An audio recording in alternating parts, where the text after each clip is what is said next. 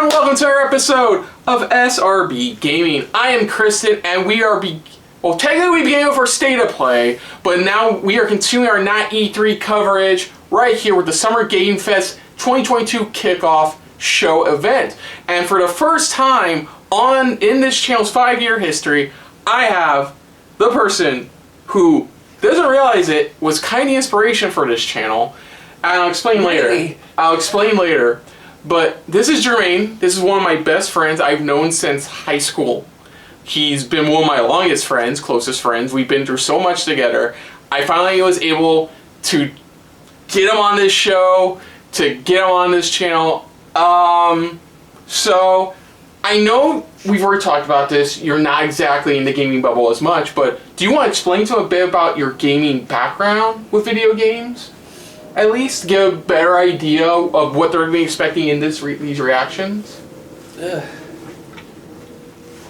Like we met. It was via Game Informer magazine. It was a Game Informer magazine. I remember it because I had Prince of Persia on it. Yes. And that's how we got introduced. Yeah, exactly. Yeah, you are a connoisseur of JRPGs, open world games. Just about everything, honestly. Strong female protagonists.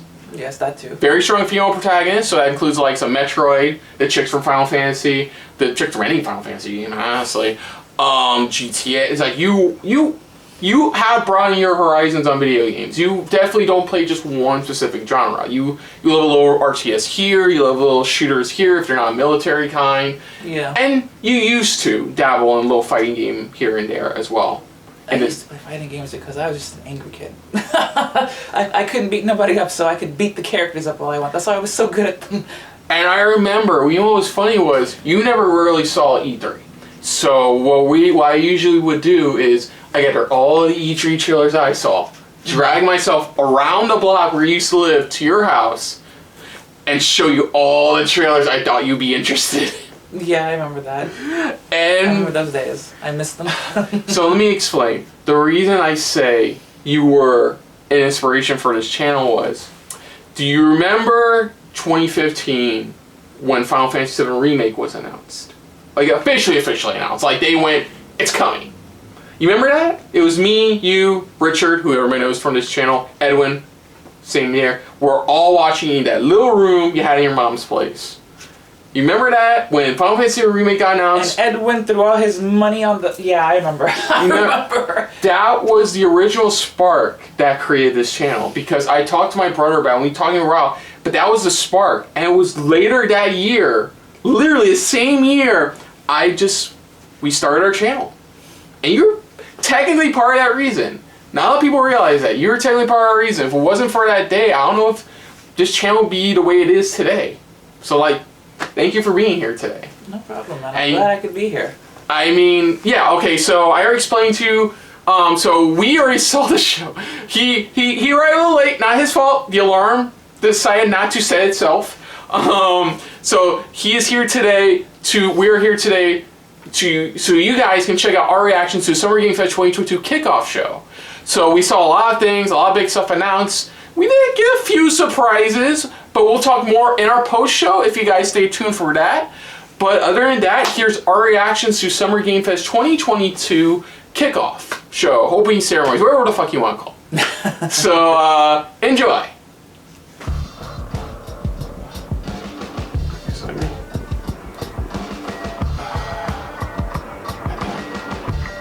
I tried to adjust it, but yeah, here we go.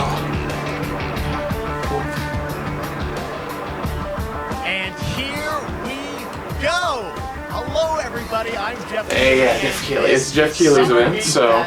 A live showcase of what's next in the wide world of video games. We are live. So basically, I'll explain here. Basically, yeah, he started 2 years ago, 3 years ago, he started this during the initial year of the pandemic, just because E3 wasn't happening, and there was no way anybody was going to check out E3 frames. So he started his own thing, Summer Game Fest, where little batches here and there of announcements, stuff like that. And then last year he had this, which is a kickoff to the rest of his stuff. And since E3 got canceled, he is basically running the not E3 season of the summer. We're all here to come together as one community. And last week it started with the State of Play, and this is his official kickoff for video it. games.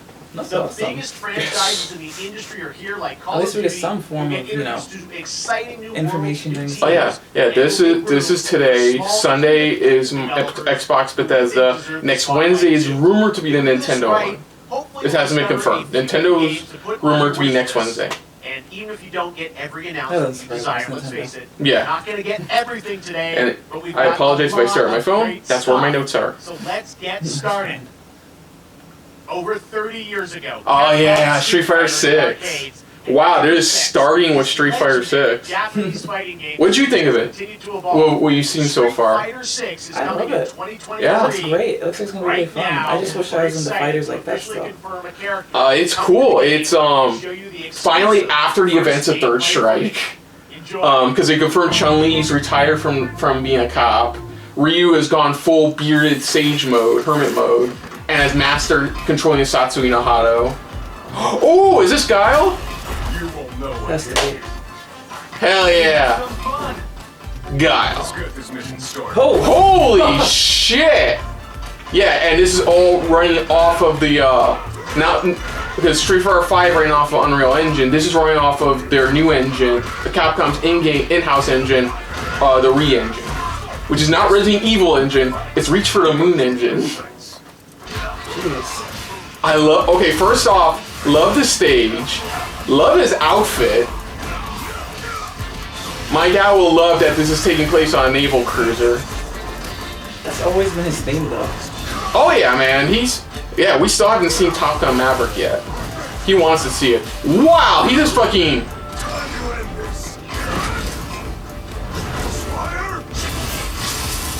Oh fuck! I'm just on another level. What was it? Other things. Yeah, after Third Strike, logo looks 1,000 times better than what I initially looked at. It looked like the old logo they first announced in the teaser looked like your app notifications. That's how bad it looked. That's cool. It's all about the comb. It's all about the comb. It's all about the comb. Brand new game announcement here at Summer Game Fest. Ooh, Check this out. this out. This out. World premiere. Okay. I don't recognize that logo. I recognize the 20th Century Games logo. That's the only thing I recognize, too. Tantalus Space. 2198. Sergeant Leo Alvarez of the CMF Recon Squad. Our mission was to enter the Tantalus base, locate the Comsat relay, and bring it back online. We found the relay, but there was a problem.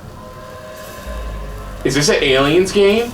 I recognize that armor. I think it's a new Alien. I think it looks like it's a new Aliens game. Those are Space Marines. I think those are Space Marines.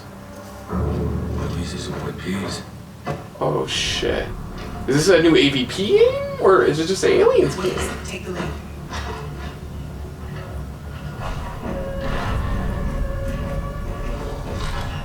Okay. Or is it something inspired? Could be.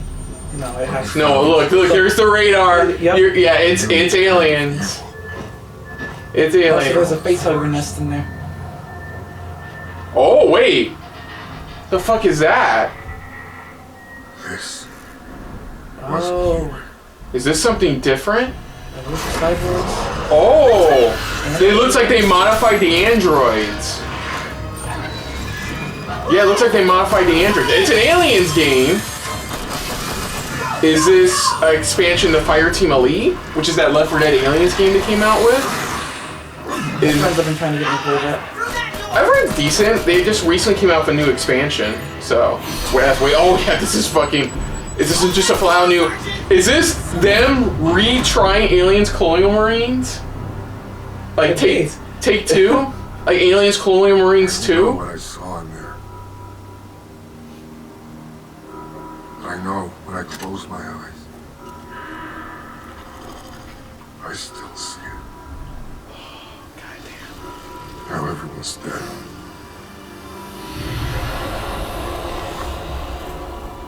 And someone needs to know. Wow. Nice to know. Aliens. Dark Descent. Ooh. Aliens. Yeah. Oh, it's a top-down shooter. Oh, interesting. It's coming out on everything. It's a top-down shooter. Interesting. I wasn't expecting that. No, Said was I. 20. That was what? Person shooters. That was. They said 2023. So. Yeah. Next, 2 years ago at the Game Awards, we revealed the Callisto Protocol from the creative. Dude, have you seen the trailer for Callisto Protocol? Today, I am thrilled to get to I show told you, you I've been the out of- first Okay, that's okay. raw No, gameplay that's why I'm here. alongside its creator. Basically, But first, here's the Dead Space, original Dead Space, a group of former Dead Space developers from Visceral, including the creator of Dead Space, basically making their own Dead Space on one of the planets of Jupiter. Dude, they showed a trailer for State of Play. Dude, fuck it. It's Dead. Trust me, it's not Dead Space. Dead Space. And it's funny. It comes out a little over a month before the Dead Space remake in next January. Yeah. Oh, they were doing a Dead Space remake. Wow. Yeah, it's being done by in-house team at EA. So far, positive vibes on that one. But watch, this is Like you would have been if I hadn't fished you out of that wreck. because this comes out in December. So what? Because this is basically the same trailer they showed at State of Play. Old life. You gotta let that go. Yeah, looks like prisoners being forced to be experimented on by some mad scientists from the looks of things. You're just trying to get out of there. I'm just trying to give you a chance at rebirth. Yeah, it's basically the same trailer, which is weird.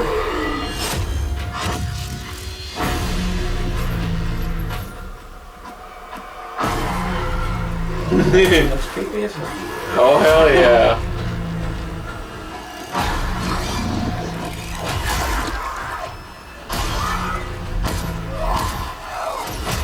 It was announced at the Game Awards back in 2020, but they didn't. All they had was a CG I trailer. just love that last part. No, so this is like It's a brand new IP. gameplay trailer, right? Gameplay. This is all gameplay. This is the first gameplay trailer we've gotten since the announcement. It was funny. It was originally supposed to take place in the PUBG universe. Really? Yeah, but they before this trailer came out, they were like, no, it's not anymore. Where you say, nah. They did. I think they did say, no, there are gonna be PUBG nods, but like, nah, it's no longer in this PUBG universe. Oh, that's new. Oh, that's extended. Well, Welcome let's go to space again. to your new home. That was new because all they showed that scene was him ripping a piece of him out, not the extended shot of him fully going, you know. Yeah, there it goes, December 2nd. Okay, that wasn't really a world premiere. That's Is he right. going to talk about it? Good to see. And joining me now, Glenn Schofield, Striking Distance. Glenn, first of all, congratulations. This game looks absolutely incredible. And I got to say, the fact that you have built this team, this studio, new IP, shipping this December, all in COVID, blows me away. So congratulations. Yeah, a lot of developers over the last couple of years have realized that it's actually a lot easier for them to work from home. A lot, there's quite a few of them where like they really prefer some. It's mixed. It's really mixed, but there are some who really enjoy just. I'd rather just do it from home, safety in my home. It's more comfortable for them. They get stuff done. New studios, and I just wanted to thank you. I really do appreciate it. Thank you. Not about me, it's about you guys. Wow, he actually is game because they initially unveiled the game at 2020 Game Awards. This game, so people saw the trailer, but what I'm so excited today is that you just brought a raw gameplay sequence. This game is in development, and yay, really blown gameplay. away, I think when they see it. But tell us a bit about what are we going to see today? Yeah, we got a couple minutes of, like you said, raw gameplay. It's two segments in the first half of the game. One is a med bay, another one is a power station, and you're going to see some new enemies, some brutality, some just about everything. We're showcasing a new. We want to say Dead Space, but we're not allowed to say Dead Space. The enemies, and it shoves them into. You know what's funny? Striking Distance Studios named their studio. And look at the logo, it's DS. Dead Space. The nice ending we have. So they kind of still because yeah, it's a majority of the team is former Visceral. the former guys from Visceral, I want to and he's like you said, the main one of the creators of Dead Space. Everything else, the dedication, the hard work. You guys are amazing. Yeah, the Dead Space remake got announced last year. They had like an in-game engine footage. It's pretty much the first game, just revamped, pretty much. I haven't really watched. They've had developer walkthroughs, but just talking about the artistry and the sound they're using. But it looks good from the little bits I've seen. That remake. But let's see this. I'm curious about this. Because look, that I can bet you anything. That's his health bar. Yeah, that's what it looks like. So that's one thing I loved about the Dead Space games was how they did the HUD. They integrated the HUD into the game, into the world. Yeah, nobody knows exactly what the story is. Just you're a prisoner on the planet Callisto, on the moon planet Callisto.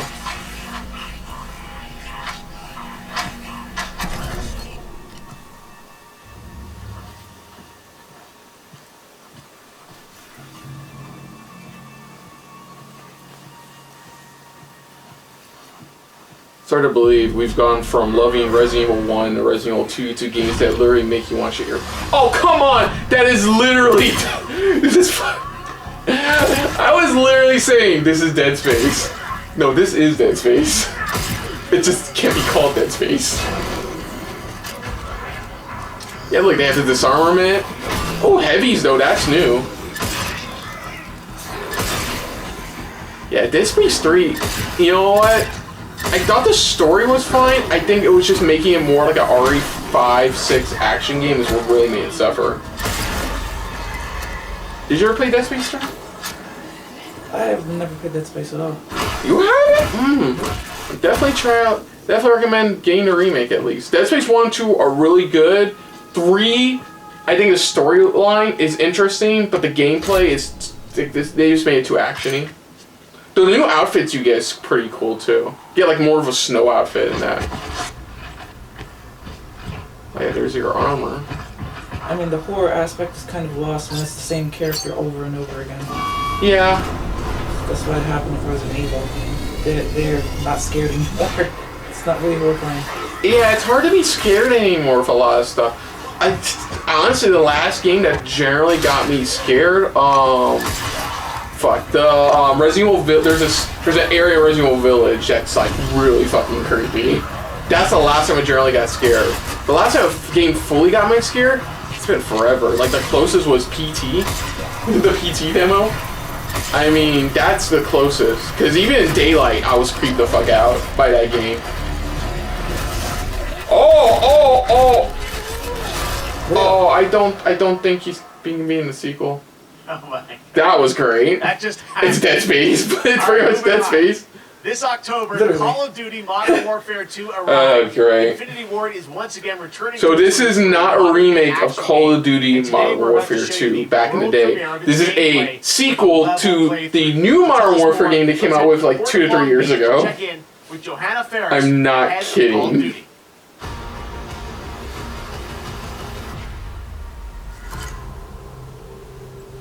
Hi everyone.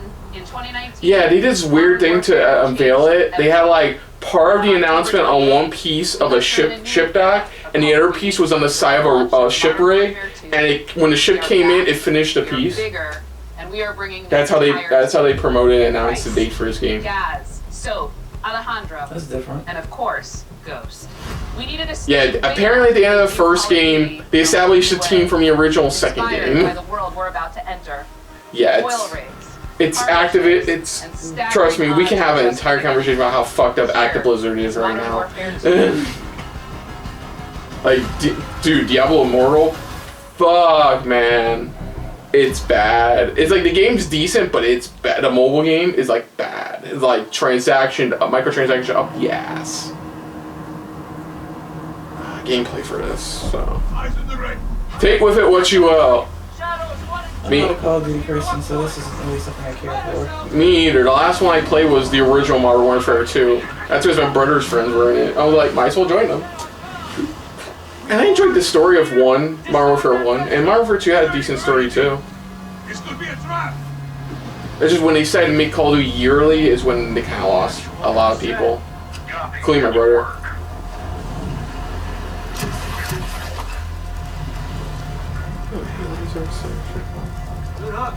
I guess we can. Well, we don't really care about Street. I guess Marvel 2. Yeah, what's cool about a lot of cool things about Street Fighter 6 coming too. Like for one thing, they're actually making it accessible for like casual fans by doing modern controls and classic controls. So modern controls are more similar to Ultimate Marvel vs. Capcom 3. You have a few buttons for commands. You can do auto combos. You can do one button for projectile, stuff like that. However, of course, classic is all the traditional Street Fighter buttons, all that. That's a big difference, but they're making it more accessible. They have a new drive gauge system where it'll let you pretty much do a lot of moves like parrying and counter-attacking and EX moves, but it comes at a cost, and the time it takes to recharge is very lengthy, so you have to make do with what you can with your drive gauge as well. It's really cool. I watched Maximilian do that and watch his analysis of all of it. I'm like, it's definitely has the potential. It doesn't help that the entire default roster got leaked. Like, I knew about Guile. Like, Guile was one on the leak. And then... I mean, it was going to happen. Oh, no. And then people found out what Ken's backstory is going to be in Street Fighter 6, and it's depressing. So the story, apparently, is that he's really been all obsessed with being just as amazing as Ryu is now. Like I said, he's mastered controlling the Satsui no Hado. He's coming to control, and he's just looking for worthy fighters now. It feels like he hasn't gotten to that. It's because of the success of it, and because of that, his wife showed him the door. Yeah, and people are fucking pissed. They're like, what the fuck? Because they've well established, even up to Third Strike, like, he was accepting of his life outside the arena. And now you're pulling this shit. And what it doesn't help, Capcom hasn't confirmed it, but at the same time, it hasn't denied it. They went, just in case we are aware that stuff got out there, you should have known by this point. Which that confirms in their mind they're keeping with that story of Ryu's a deadbeat now. No, Ken's a deadbeat now. Fucking hilarious. Even like, what was it? Even Chun-Li has an adoptive daughter too. She even shows up in one scene in the Street Fighter 6 trailer. Even changed her voice actress too. It's no longer Laura Bailey. They switched it to I forgot the actress's name. She's done a couple other things. I can't remember off the top of my head. Yeah, it's definitely a Call of Duty game. Nothing I haven't seen. Literally, that's the best way to sum up all of this. Nothing I haven't seen. The game. Part 50. Good lord.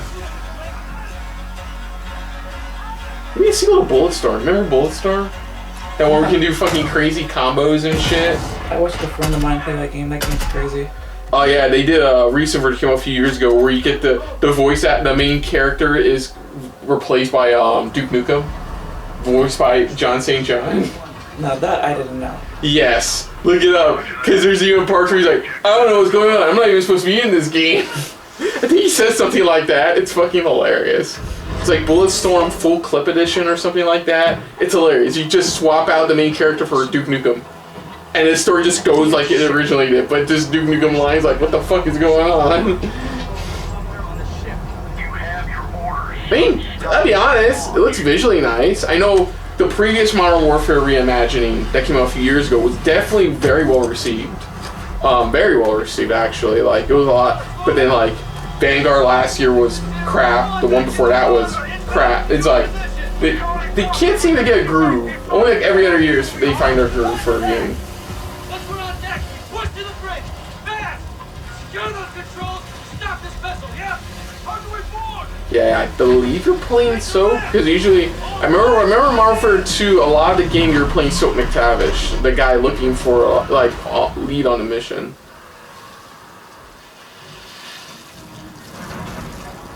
Let's have ourselves a gunfight. Yay, gunfight! Like, the only thing I'd say is, this is very visually impressive, but I'm not holding out hope.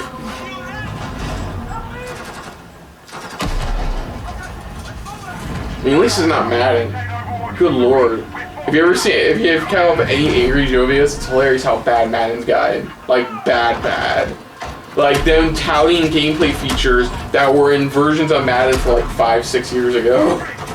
Like, new one they introduced this new. I don't know what the fuck it's called. When you use the gameplay, like Joe goes, that was literally in Madden 18. That was in Madden 18. You're telling it like it's brand spanking new. It was literally in Madden 18. And what's worse is they're using the John Madden's face, and he recently passed away earlier this year. They're using his face on all the box work and stuff like that, which is even more sad.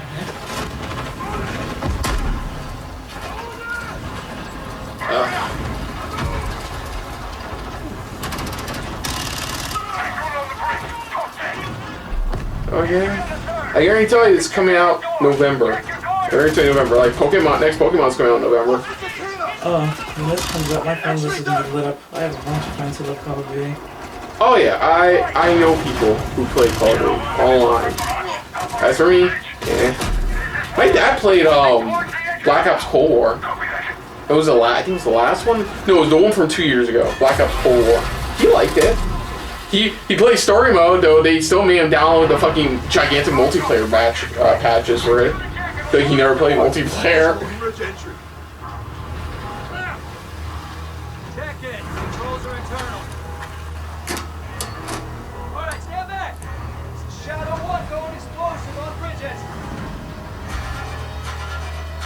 It reminds you of what you did in Modern Warfare 2. They introduced this thing where you slap an explosive like they did, and then you go in slow-mo, and if you do it right, you can cap out everybody before the slow-mo stops. It's really cool. October, cool. I was off by like a week. Early access to the open. Oh wow, cool. God damn it. Oh, we're fucking continuing with Joining it. us now, up from Long Beach, Johanna, great to see you. How's everything? It's great. Thanks. Great to have you with us. And also, You know what I got me? She at least dressed for the occasion. I'll give her that. We saw the first gameplay. Thanks for that extended Yeah, the sequence. green Looks and white. incredible. Jeff, tell us a bit about that mission. Where is that set in the game? What are we seeing there? Absolutely. So, first of all, we're really excited to welcome This back, definitely looks like a guy who works John on Call of Duty for a Price living. and, Gaz. She was there last year promoting Vanguard, and Vanguard didn't get some they're great not reviews. actually in what we just saw today, but they're returning members from 141. It always goes. Characters. Modern Warfare games, Call of Duty games always go now. Story mode was, multiplayer was. Ghost decent. Riley. Literally, that's and, every year of course, now. It feels like. Tavish. Story, And there's a couple multiplayer, other new characters decent. in here that we're really excited that we got to. Like honestly, I can bet you right now, a good 30-40% of the people, of the Call of Duty fans watching this, do not give a fuck about the single player. They just want to know what the fuck's up with multiplayer. Alejandro, I gotta say it's a character we're Pretty really much, that's all excited anyone about. ever He's a does guy on who's it. super Most capable. Yeah. people, they don't even bother the story, they who's just go as straight to the important as Task Force multiplayer. 141. Yeah, Battlefield tried As far that. as the level's concerned, and failed miserably. I got a shout out to They got rid of what made so many great Battlefield games, Battlefield, and not a lot of people love that. I saw everybody coming together, some really motivated devs here, and you saw the win. I don't know what to talk about. Didn't think the Call of Duty section be this fucking long. And of course our new water tech, which is actually pushing the boat. Water! You know some good water effects to see at these? This is a really good water effect. Oh, yeah. I love safety. safeties. Behind cover, and then suddenly that. I wish I could go see at these, but I can't do the pirate thing. I can't get lost in that game anymore today, though. So I'm just too damn busy. I'm very excited. Just Wouldn't be surprised if Sunday they announced, on Xbox conference they announced Sea of Thieves 2 or something like that. It seems like a games as service kind of thing, but I feel like they would go for it with a sequel. Ooh, Raiders game Everwild. That's what a lot of people are hoping for Sunday as We're well. so excited for October. That's their new, like, It's I don't know what it is. I saw a trailer. Kind of looks like co-op Breath of the Wild. That's what the vibes it gave me. I haven't heard that name in a long time. Co-op Breath of the Wild or Rare? Rare. Incredible rendering. And They're still alive. All the things just Surprising. in the game itself. Yeah, just, all in one you know, they shared use, engine now. yeah, Microsoft uses them as a meat Across puppet, Warzone so. and Modern Warfare 2 going forward. Of Oh, course, a well, lot of chatter and interest about Oh yeah, of course the Fable. Warzone experience. I mean, We're like, unfortunately calling it that Warzone one. It's, 2.0. you hear about who's working There on will Fable, be, right? The new one? A standalone I did, experience of but then I Warzone forgot. current. The Forza Horizon devs. So That's we're gonna right. sort of feed Yeah. the community there. They had a really funny All eyes trailer on too, and 28, dude, I was so fucking and jazzed again, when I the saw that was collaboration's just announced. been incredible. Oh, they showed off Everybody's Albion number too, one. and I recognized it was the trailer for it because they showed a hilt of a sword, and had the Hero Guild emblem on it. I mean, so it's just I was a like, really I know what the fuck that is well because of you. designed Because Ray, he taught me. We leave. We got asked a little bit about. Honestly, I'm really psyched. Just, you know, But nobody knows what exactly the game is going to be. It's like there's, I believe it's going to be co-op. People don't really know exactly it's going to be. Pick up some things. What, the next Fable? Yeah, it's obviously it's going to be a high fantasy adventure, but nobody knows if it's going to be single player, co-op.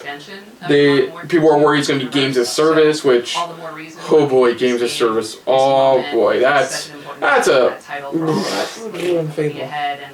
People are worried it may be that. I forgot there was another big game people are worried is games as service. All right, well, we're looking forward to October. Thanks so much for giving us a first look at the gameplay. Call of Duty. Yay, we talked long enough for this to end. All right, well, we've got lots more Summer Game Fest still to go. Thank Now God. it's time to announce a classic PC gaming franchise is coming back with a sequel over 30 years after its first release.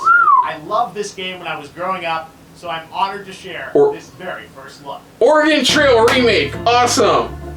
That's 30 years ago, right? It's okay. I gotta think. 30 years later. Oh, shit, I know the name of this game. I've never seen this. I know it's a classic, the first shot they showed. Fuck, I forgot the name of it. Lone Star? No, Lone Runner? Lone Runner? I forgot the name of it. The fucked.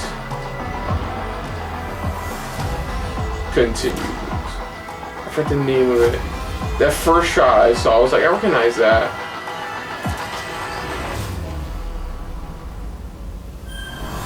Gonna pop up. Flashback, yeah, Flashback 2. Cool.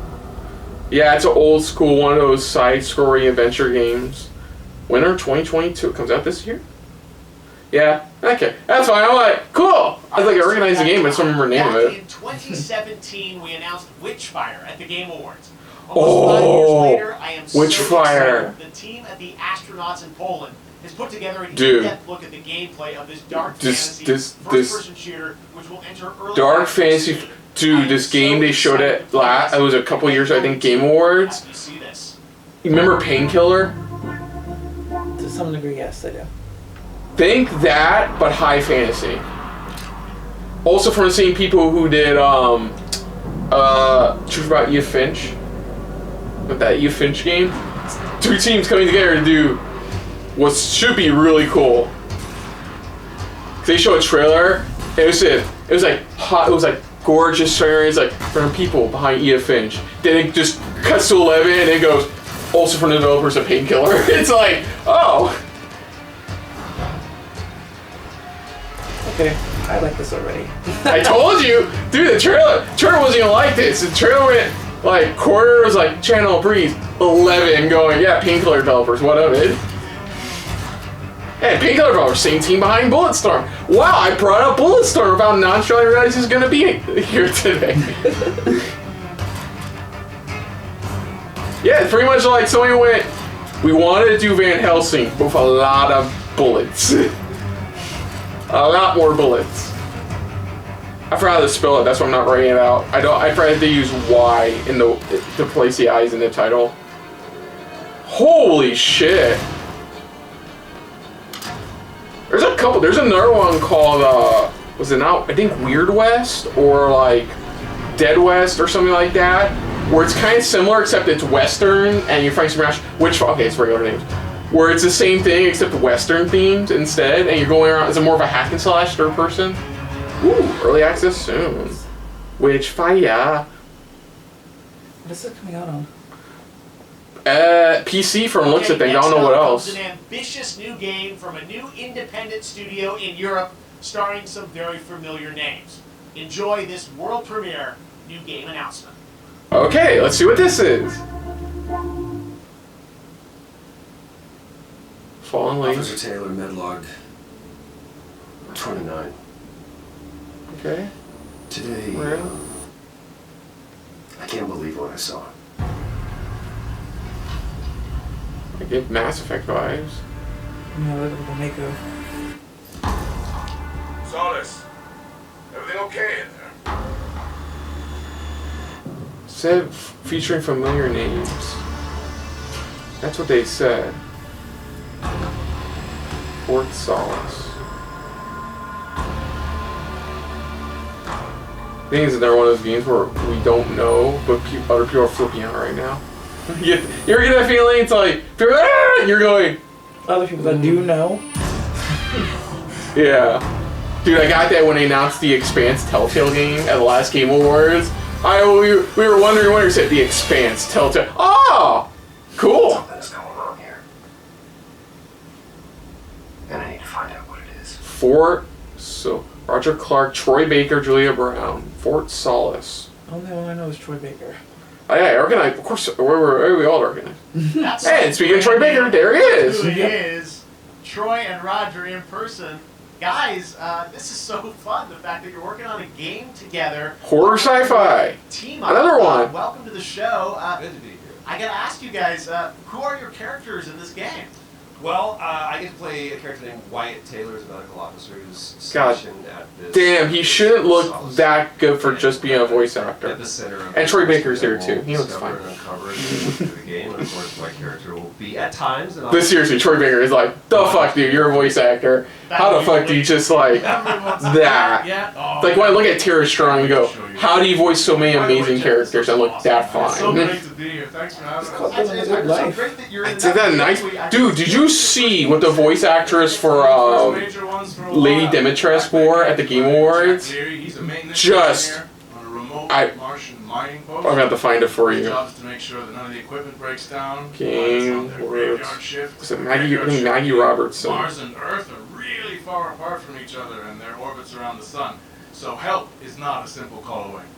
I gotta ask, I think a lot of people see this thing and they'll probably wonder, She wore a dress the new team. Like that. similar to Lady. Independent She wore a dress. Oh, and she won an award too, so that's how we really realized what she was wearing. The background. I will say that 2020 to me was the most impactful. It was funny too. She was at Holly Matsuri First, I mean, that obviously same it was year a too. testament Last to the year, pandemic she was there that forced the way too. that we looked at It was really everything as a cool. Society, but also the way this industry functioned. It was also brand new consoles. We had more tools that were being made available that were leveling the playing field between like the AAA studios and the indie studios or the AAA studios.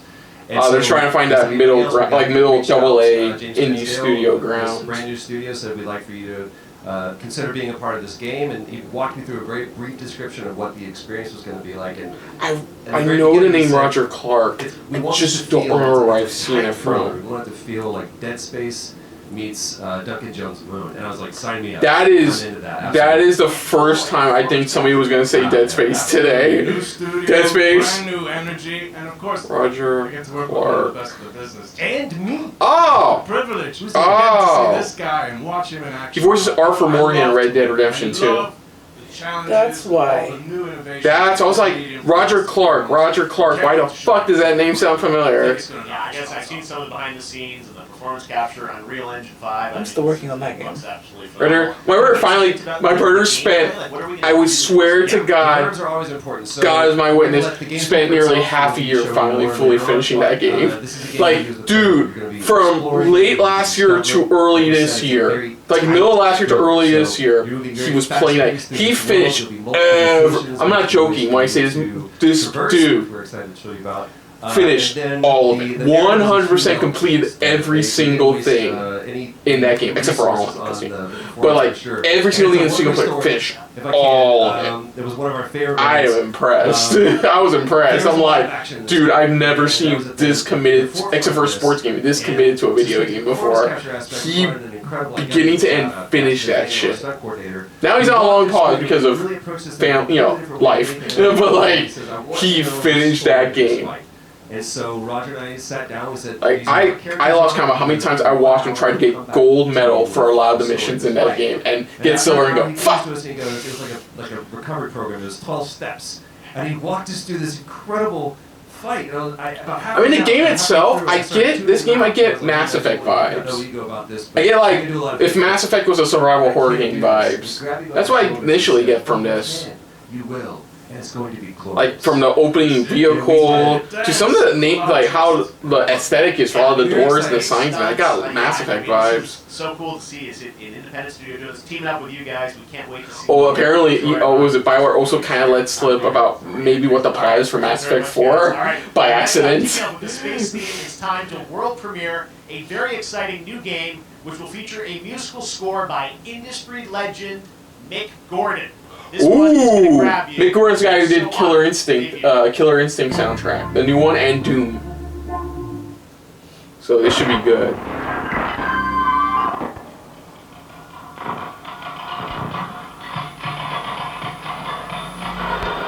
Don't know what the fuck that was. Fish out of water. I think it's a metaphor for whatever game we're looking at now. Every time I see a moonshot like that, I automatically think Pragmata, which is that game they announced at PlayStation Experience, where it was pretty much just a guy on the moon with a robot child.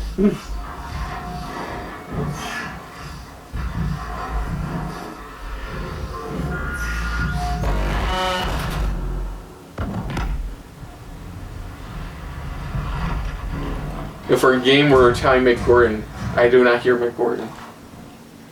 The fuck is that?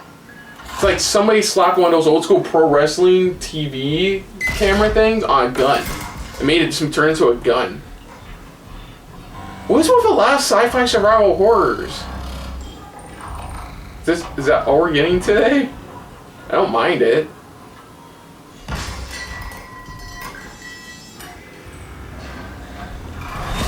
Oh, the fuck?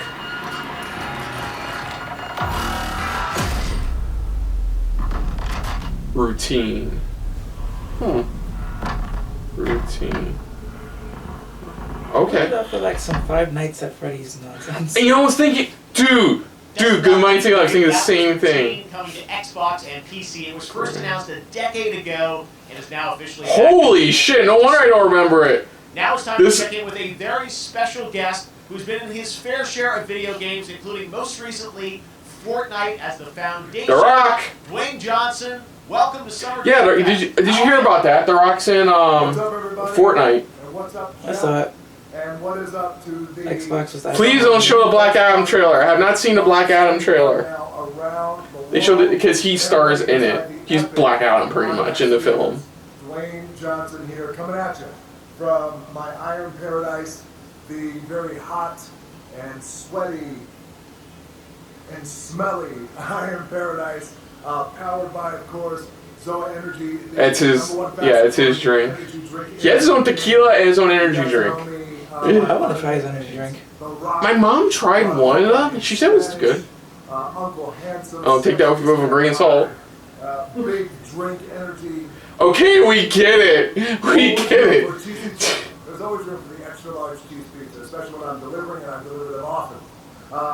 His cheat. I've seen pictures of his cheat days. They look insane. They're like, good lord, dude. I know you're big, but do you really eat that much? And I gotta tell you guys, You'd be amazed at how much you can eat when you work out like that. Oh no, I am aware. I gotta say that, you know, I've had such a pleasure. Young Rock is a pretty good series though on NBC. It's pretty good. Like it's not like 100% accurate, but it's actually surprisingly pretty good. Me and Bert are watching it. Like we're near the end of season 2 right now. Also know me as Black Adam. I swear to God. As millions of you know around the world who know the Black Adam mythology, he is ruthless, he is unstoppable. And for those who don't, I always like to say a quick tutorial is this. I love the tagline for the poster. The world needed a hero. They got Black Adam. That's a tagline. I'm like, it's a good tagline. Black Adam's one of his superpowers is magic. So you do the math. It's magic. October 21st. I cannot wait. I have not seen we haven't seen the trailer for it yet. Swear to God, I'm gonna act like a complete idiot if he shows his trailer right now. It has been an honor to become Black Adam, and it was a...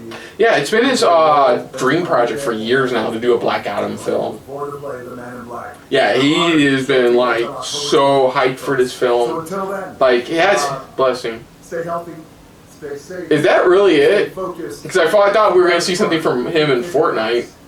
Enjoy your gaming. and I'll see you down the road. I don't mind seeing The Rock. I like The Rock. He's a very charismatic. Oh, I can. Blah, blah, blah, sorry. Let me know when it's over. Just poke me when it's over.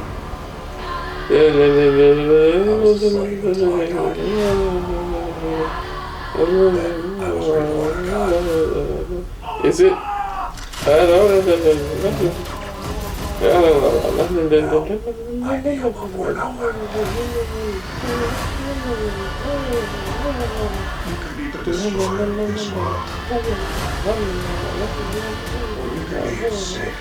Honestly, this looks pretty. The movie looks pretty dope too.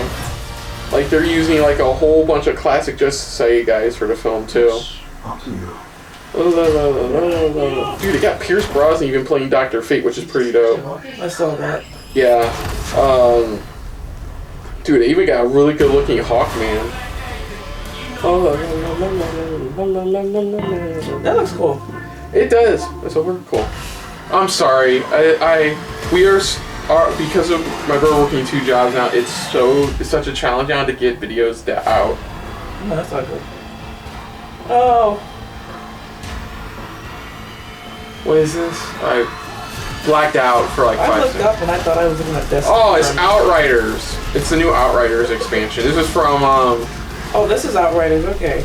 Yeah, It this reminds is. me of Destiny. Huh? Oh yeah, no, that's what their goal was. Like the only difference is that their post-game content has not been good. I saw the name of the expansion. I just clicked. I don't know. It looks fine to me. It's just not my cup of tea. What's the game service that was?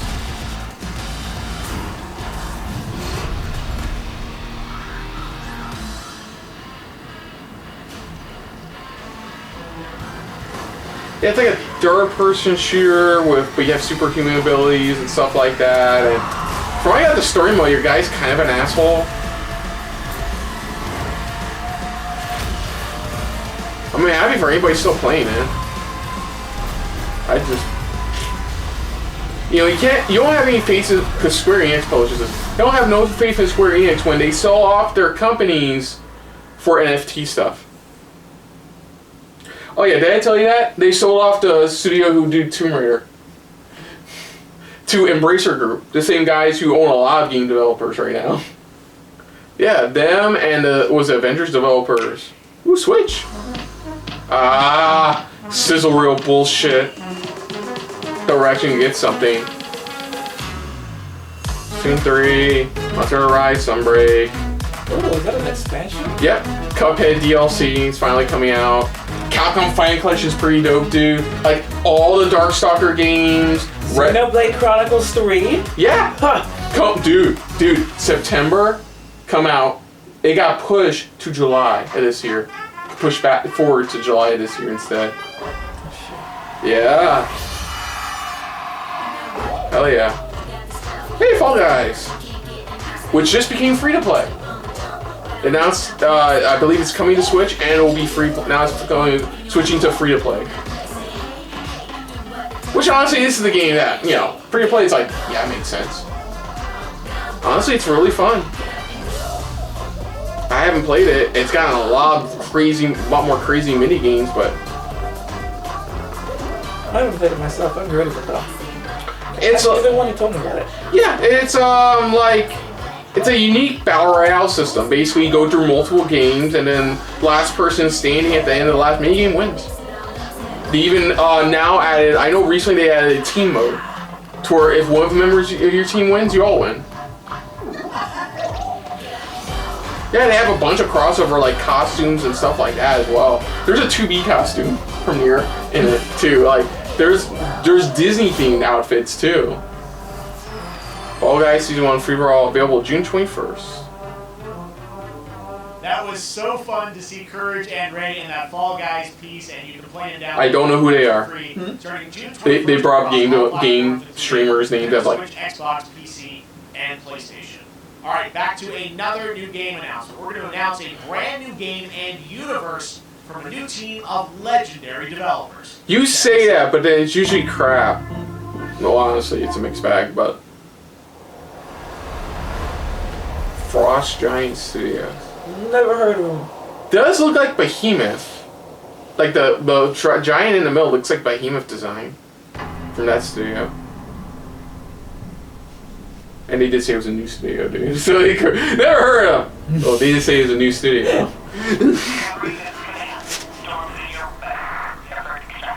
Signal's breaking up. Command, I'll do one last scan. See you soon. Over.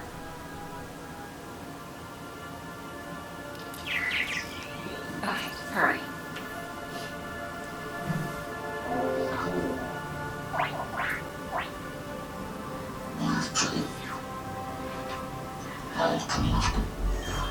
That's neat. Now we're talking.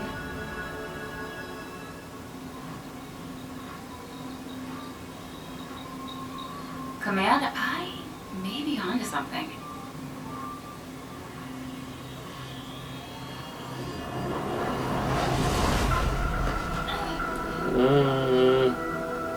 What the hell?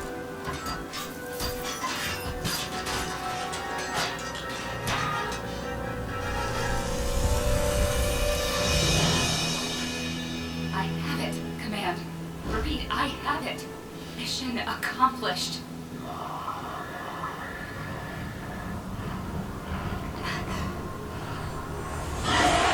Well, that's not good. We both watched Indiana Jones. Yeah, you have played Uncharted, so we know. I mean, pretty cool gargoyles on here. Hang tight, Doc. Sure! I love these new games because you don't know what they're telling you is like what's possible in the universe. Yeah. So she found a shield on a sci-fi planet, and a mech shows up. Okay.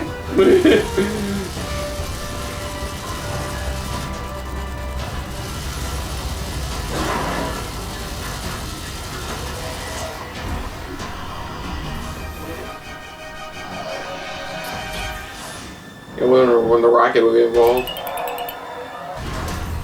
Oh fuck! He literally blew him to Glad bits. you could make it. We gotta move. Now. Storm coming. Get vague Appleseed vibes. Hell's coming with it. Wow. Stormgate. Such a title. 2023 beta. Stormgate. I got nothing from that. It's just a trailer. There you have it, Tim. Congratulations. Stormgate sounds like such a name made for TV. So, first of all, congratulations on this announcement. We're so excited about the return of Sure. RTS, brand new franchise. What is a Stormgate, though? Alright, so Stormgates are portals that open during a massive solar storm that unleash the infernal host on future Earth. Okay. And we Okay. saw some hints of some, I mean, you know, you guys coming from Blizzard and StarCraft, everyone wants to know about races. You know, tell us about the size. Ah, of former the Blizzard races. devs. Yeah, we're unveiling our first 2 factions today, but there will be more. So the Human Resistance, and we saw an archaeologist from the Human Resistance in that intro cinematic, and then also the Infernal Hosts, who are these demon-like monsters who come from another world. I think one thing everyone wants to know about, especially your background pedigree of the team, you know, where do you want to push the RTS genre? It's something we've all. Oh, it's RTS. Okay. Opportunity for a lot of innovation. I heard StarCraft, but I still was wondering what the hell the game We're was. going to go image-wise with the actual gameplay made in Unreal Engine, but I'm not a big RTS guy, but I mean. For the gameplay in this game. I don't know. I'm very particular when it comes to First thing I want to RTS. say is So I like we them, are but very consciously trying to not all stay of them are true great. to what players. Yeah, I mean, you got are Age of, what is it? I know Age of Empires came out We're- soon we're for a really sequel trying to finally. push the genre and Civilization be is a good one. First off, approachability. For one thing, we're free to play, but no pay to win, no NFTs, nothing like that. Just to lower that barrier to entry to get players in. But we're also really trying to be a lot more social. So you'll be able to play the campaign cooperatively. We've got 3-player open-ended co-op, and we've even got 3 versus 3 for competitive multiplayer. But of course, we've also still got 1v1 competitive. And as a little surprise, I think we've got some first kind of work-in-progress images from the game, right? Oh, Yeah, I thought you were gonna say these are still gameplay. It was like very cool much still images. being Oh, worked on, but some shots of that looks like concept actual art. assets that we're building in Unreal Engine 5. Wow, well, I That looks love it. okay. And 2023, you said for the beta, so people can sign up now, get I ready, mean, and I'm that's just not the way it so looks. thrilled. I do like the visual Brand style. I new give it that. RTS franchise coming from you guys and your background and what you did, at Blizzard and StarCraft. We're so excited about this team, Frost Giant. Thank you so much for giving us your announcement today at There we Summer go. Game Fest. Thank you so much for having us here. Awesome. All right, Frost Giant, Stormgate, keep an eye out for it. Now it's time for another indie game announcement that I'm excited to share with you. Highwater. Check this one out. Highwater. At least you tell us the name of it this time. Good morning, Highwater dwellers. Highwater Pirate Radio keeping you in the know with our flow. AlphaGo authorities continue to deny false rumors that AlphaGo elites are planning to evacuate to Mars. True or not, the one thing we can't deny is that the world ended on a sunny day. The world on a sunny day, boys and girls surfing in the bay. Kids clamor in the park, no one suspected the coming dawn.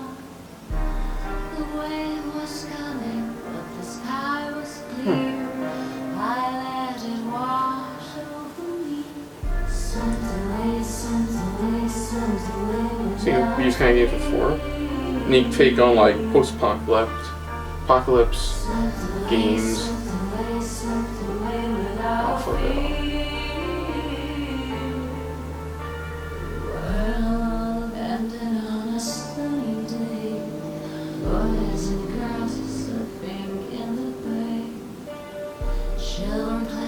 Oh, it's one word. Why is everybody going with one word? Fuck. Highwater. So like a post-apocalyptic survival game? What a breathtaking trailer. Highwater is an adventure. I hate when you like really touts it. I'm just going, just shrugging my shoulders. Now, speaking of the world around us, the conflict in Ukraine is not far from anyone's mind, and it's impacting the development of games, including replaced from Sad Cat Studios. A Belarusian Oh my god, this game looks so dope. They showed it last year. Trailer here today, but we're understandably unable to complete it in time. Guys, I just want to say we're thinking all the developers. They had a trailer they were gonna do, but they ran out of Your time. work at a future show. Oh damn! I'll just show you. It's pretty dope. I'll show you later. Festival. It's American Arcadia, where you play Trevor, whose life is being televised, with the viewing population constantly voting you up or down. I know a lot of people are not happy right now. He's very indie focused on this kickoff, For your life. Check this out. which I don't mind. I do. I like indie games. Yeah, this guy interests me. There's a lot of RTS, post-apocalypse, Picture a city where sci-fi horror. go hand in hand with fun and entertainment.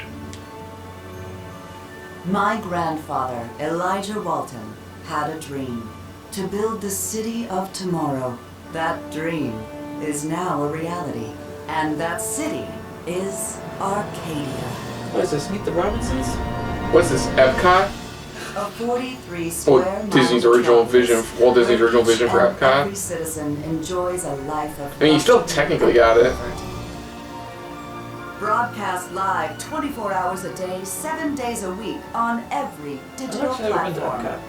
American Look at you have. Arcadia. You'll like it now. They added a roller coaster ride. Subject on the run on camera And a bunch of other stuff. 4025. Interrupt broadcast immediately. Oh, so you're trying to escape this happy utopia. Is the vibe I'm getting. Oh. Like Logan's, probably like a Logan's Run situation. Listen to me. We can't we have allow to hear. Trevor Hills to escape under Well, no, any circumstances. God, We Happy Few did something completely different. Trevor, can you hear me? Yeah, it is completely Be careful different. and don't make a sound. Is that the Puerto Rican flag? Don't worry. That was the Puerto Rican flag. I'm sorry. Get you out of there. I love the poster. Such a movie, like old school movie poster. I like that. Looks pretty good. Oh, yeah. Apparently we've made it to the beach. Next up is a sequel we've all been anticipating for a long time. There's Trouble in Paradise, and watch out, you don't want to get bitten. After many years of rumors, we No. finally get an update on this much anticipated. Is this Dead Island 2? Is this fucking Dead... Here. Is this Dead Island 2? I mean, it could be Dead Island 2. I could be wrong. Wait, yep. It has to be. Yeah. It's the guy, he gets bitten, it goes... Yeah, we've seen this. This is... Yeah, it's different.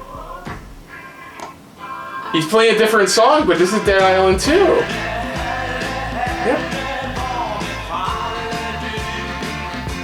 Are they just doing a new trailer? Wait, let's see. I could be completely wrong. We could be, but this looks like the same trailer. What? No. Is that Goat? Is this Goat? No. This is Goat Simulator 2. This is Goat Simulator 2. But they're making fun of the Dead Island trailer. What the fuck? Those fucking trolling bastards. That's what this is. It's Goat Simulator 2. Oh, this is great. But they're making fun of the Dead Island trailer. Dead Island 2 trailer.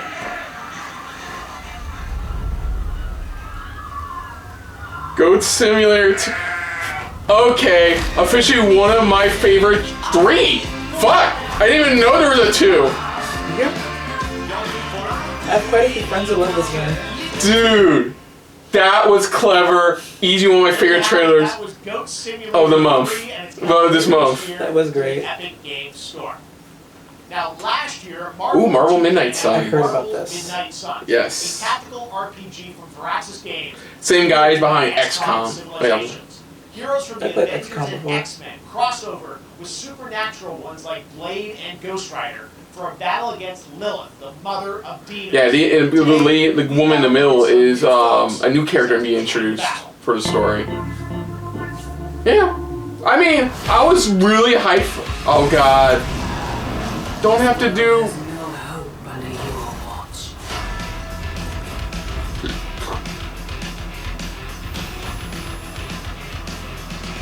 It looked pretty dope from what I've seen of it, but like, I'm not into these kind of games, unfortunately. Ooh, Venom's in it.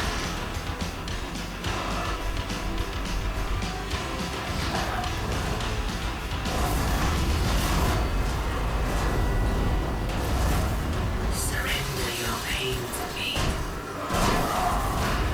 and I will make you whole once more.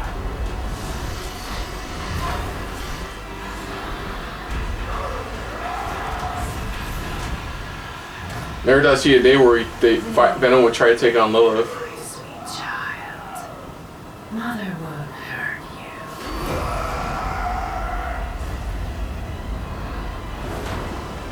Oh. Hey, Spidey.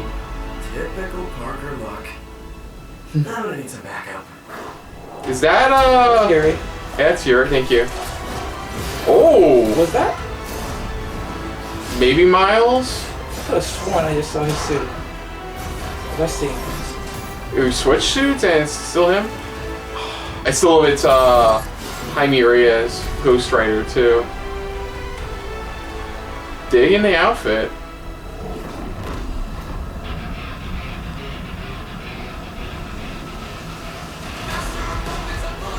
Yeah, DMCA! Woo! Got me right! I wish some... Oh, damn! Uber Demonic Rhino and Venom. Oh! Hulk? Oh, shit.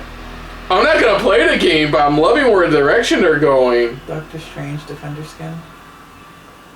Obviously, Doctor Strange doesn't... That's an interesting suit. That used to always work. Well, it did that one time. Okay, cool. Oh, yeah! And now we're moving on to the wonderful world of Cuphead, the delicious last course. And can you believe it? We're only a couple weeks away from playing the delicious last course DLC. Yes. I can't wait. So we can, Universe can be done with this game. Finally. It's really coming. It's really coming June 30th on all major platforms. We are thrilled. Well, I'm so thrilled too that I think all the fans can't believe that this is here. What did you think of the initial announcement trailer for this? Sorry, let me rephrase that. The one from Game Awards trailer. Did you see that one? It was really I cool. only heard that this is coming out because one of my friends told me. They had the band sing the new song for the DLC, and the trailer featured puppetry. I swear to God, I'm not kidding. It actually featured puppetry. But basically, you, Mugman, and now Miss Chalice go to his island, pretty much, to find new abilities and stuff. Then it's where you meet Chef Saltbaker. And even though this is a DLC, it feels like it's its own game inside. Yes. Yeah, the studio MDHR even went, we kind of regret announcing it so early. This island yet. Super-sized bosses, lots of secrets to discover. Don't let any rock go. Yeah, new abilities, brand new bosses. Well, I know you brought. I know you don't want people to necessarily have too much spoiled about the game, but you brought a little something. A little something, yeah. It's brand new gameplay footage of one of our new bosses, Mortimer Freeze. It takes place in an icy arena. It features some of my personal favorite attacks and transformations. We beat the game. We were so satisfied when we beat the game, and we were like, cool. We don't have to do DLC for a while. Fuck, man. Why do a while have to come so soon? Here we go. Oh, there's just a... Okay.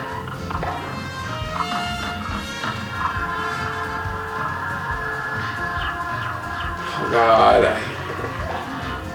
We suffered on bosses like this, where we had to literally strategize. Oh, look! It's a lightning spreader. Yeah. The lightning base spreader. That's the one we had. Like, my brother used a homing, and I used a red spreader. Oh, you know the glitch with the dice guy, the boss fight? We got it.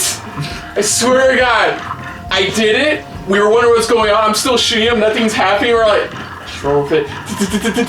Dead. We're like, yeah. It wasn't until after I looked. I'm like, oh. I had to help my brother beat him. Oh, cool. It's a wizard. You're a wizard. Cool. Awesome. Can't wait for it. Playing Xbox. Now, if you want even more Cuphead, and who doesn't, tomorrow we will show you an exclusive look at Season 2 of the Cuphead show when I co-host. I forgot all about that. We were going to react to it, but it just went onto we're backed up on SRB TV stuff list. And that's not all. There's more Summer Game Fest all weekend long. Is that it? Next is the Day of the Devs Indie Showcase with i8bit and Double Fine. Is that really it? Rover's Marketing Countdown to Marketing. Tomorrow after Geek Week, there's the Epic Game Store Showcase at 11 a.m. I swear to God, that's it. I'm generally surprised. And the Tribeca Game Showcase. And Sunday, don't miss the Xbox Game Showcase with a look at the future of Xbox and Game Pass. And Bethesda. Now we have some exciting news for Nintendo Switch and PC fans about Neon White, a game where you play an assassin. Oh, have you seen? Oh my God. Slays demons with a chance to ascend. This is pretty cool how this game works. It's pretty much like you play a devil. I believe you play like a member of hell goes to heaven to like deal with stuff. And our guy's the main voice actor too. We're called Neons. Sinners plucked from hell to do God's dirty work. I'm finding it hard to believe we're in heaven. Of course. It's pretty cool. You move around the entire areas using cards. That's interesting. So you use the card's ability, or you can sacrifice the card for better movement or abilities. Yeah. Today, your mission from Almighty. Do you think you can win me over by showering me with gifts? Good thinking. I love that. Good thinking. Card-based speedrunning FPS. Yeah, I've seen it like a playthrough of this of a level. It's coming out June 6th. Oh wow, that's next week. As of this recording, this is next week. June 6th. Those cast of characters are cool. I remember the developer of this too. Games today made by huge teams. Now it's time for a game made by a single father in Poland. No, you've been showing nothing but indie titles. Ooh, Midnight Fight Express. Oh my God, I heard about this game. Let's take a look. I've heard about this game. This game looks insane.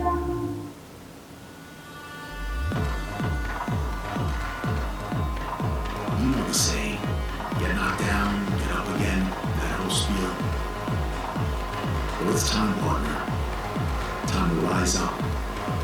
Together.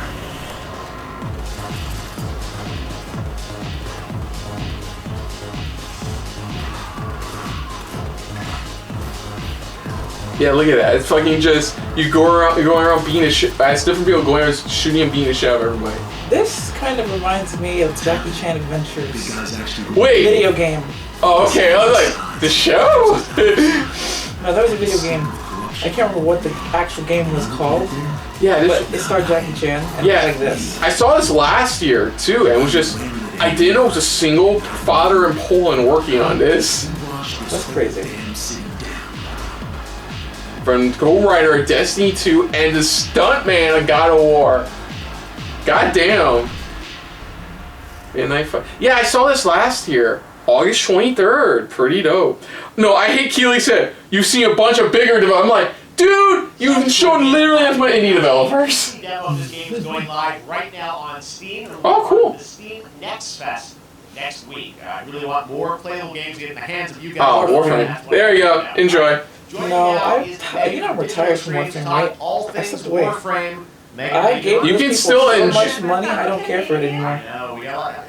I was a big supporter of Warframe. Let's see what they got, you know? I just hate what Keighley said, though. He's showing you a bunch of bigger... I'm like, dude, you've literally shown nothing but indie developers. I know it's just one guy, but like, seriously. So it's very exciting. It's a Protea. Wow. Protea, 30 minutes for watching. Or Protea, whatever. Take over. She looks like a generally white Caucasian lady, so forgive her. You know what? You heard how Nancy pronounces Peniel, right? Peniel. Pisses me off. She knows, and she knows it pisses me off too. Doesn't matter, it's the same thing. I know it's the same thing, but back in my head I'm like, I swear to God. July 17th, 2022. It's a digital event again this year. Today, actually, we just launched the digital items for it. Hi, Megan. Get some in-game goodies, some really cool cosmetics, some merch, all that really good No stuff. offense to her outfit, it looks less like she's there to promote Warframe and more there for like a crocheting convention. I'm surprised Mother's not there instead. And everyone knows what I mean by Mother, Lotus. I don't know, but I'm glad somebody got that reference watching this. What is that? Can I say it? Yes, I think. I guess that was love from Warframe. It's just it content just they go through content drops too much. So they're gonna be showing something called the Deviri Paradox. Yeah, this has been something they announced a while back. I already knew about it. Teaser you're about to see for it, and I'm just really proud and excited to show it. Awesome. Well, thanks so much for being Also, that means that crossplay's coming. Right now. That's cool. I'm surprised it's not on there sooner. My child. Ugh. What Child is needs a done facelift. is done. New dangers. New choices await us now. Is that Pedro Pascal? I'm sorry, that's what he looks like. I think that's Pedro Pascal. I've seen that dude's face so much now, very often now. It's like, For now, dream of who we were and of who we have become. okay. The Duviri Paradox. I may go back for that. Ah, gameplay reveal next week. You may. Hey, it's Titania. Or Titania. Oh yeah, you get those if you watch the TennoCon thing she was talking about next week. The Duviri Paradox. I swear to God, I swear to God, that's fucking Pedro Pascal. They showed his face like. Next, it's time for a new look at Honkai Starrail, an open-world space RPG. Yeah, a lot of space today. From Genshin Impact Yeah. Studio, Hoyoverse, across Oh, the global okay. agency. This studio I saw someone in my store with a Genshin Impact cosplay on, and it was amazing. realm players will be able to explore. You gotta love it when there's a convention nearby. Just like, guy comes in dressed as the Punisher. Sure. It's like, guy comes in dressed as the demon from Warcraft. Okay.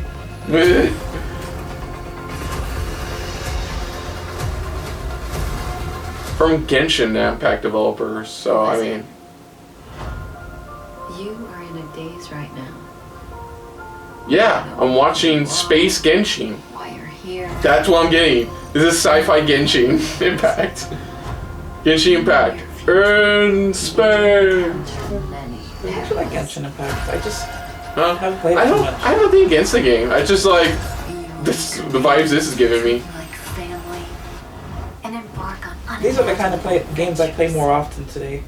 That's fine. You're still technically playing video games. Like I was watching a podcast and somebody brought up how they have a friend who has a PS4, but only really just buys just the annual sports game. That's it.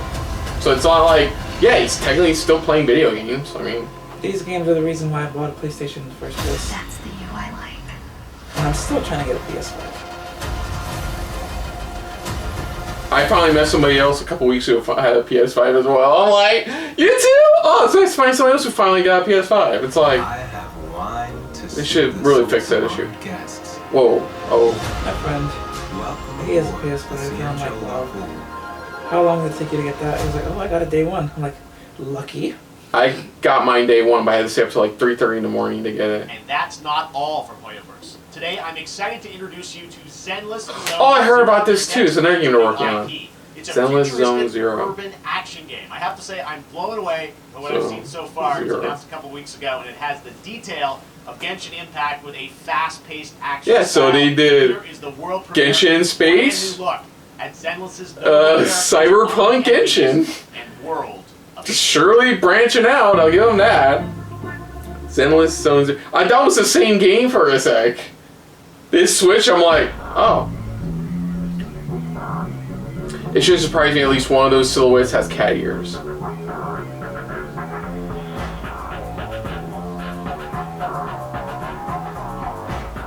All I see is a lot of cosplay I'm going to see over the next couple of years.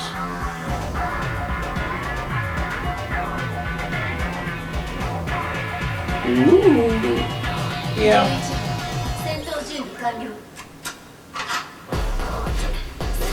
So now, bringing Space Genshin and Cyberpunk Genshin. 11. That flashed so quick I didn't even realize that all I read was 11.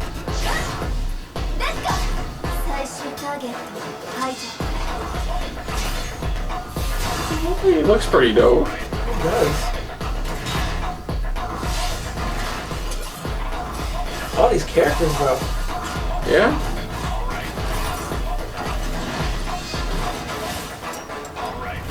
It sucked if you accidentally activated that when you're sitting down or somewhere. That's the first thought that came to mind. Just gonna be honest there. Quiz time, unknown, token. Oh, a lot more features are should be showing off later. Okay.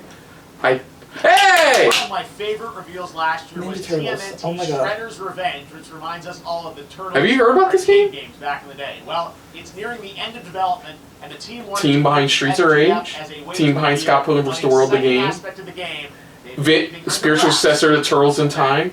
You can play as April and Splinter, and the original 90s voice cast. Enjoy.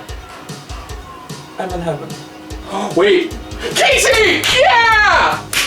They finally unveiled Casey Jones! Because people were wondering, is he still in the game? Is he in the game or not? Awesome! And they just unveiled the collector's edition, and one of the items in collector's edition, I shit you not, a plaque of the personal pan pizza from Pizza Hut coupon. This game, yeah. It's so dope. Look at this, too. And, oh, dude, you'll love this. April O'Neil's fighting move. 6-player. Oh, shit. 6 players? Dude, going X-Men Konami on this bitch. Oh, fuck. Holy fuck.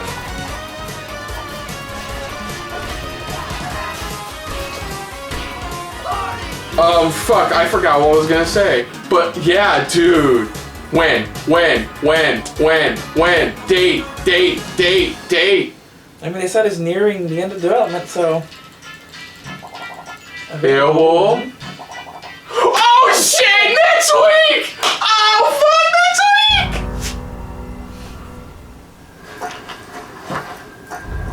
Oh, dude, I'll have to show you gameplay of it. It looks so fucking dope. Like I said, tributegames.emu, to reinvigorate the beat 'em up genre, are together. Dude, the intro, opening cinematic is so cool too. Oh my gosh, show you all of this after we're done here. You are be so hyped like I am right now. What was I saying? Oh yeah, April O'Neil's moveset, dude, she's basically Chun-Li. Dude, one of her moves is literally her Kyankaku. Where she goes up into here for a kick, that's one of her moves. People were like, it was such an odd, people were thinking they were flat out plagiarizing Chun-Li. Dude, they've confirmed Casey Jones and next week. Wow.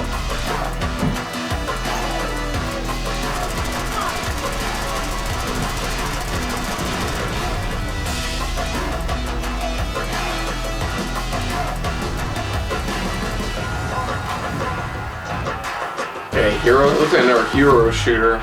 Super people. Sega. Oh, Humankind. This is pretty much their Civ game. I had to hear that every time I played Phantasy Star. Whoa, what? That was like Civ? No, that time. I didn't say knew it was Sega, but even seeing. Oh yeah! Organize it. Also, when they say Sega! They don't do that anymore, it's just the tone. Yeah, there's so much stuff I gotta show you after this. Like, hey, look at this cool trailer. Look, TMNT looks pretty dope. But wait, there's more!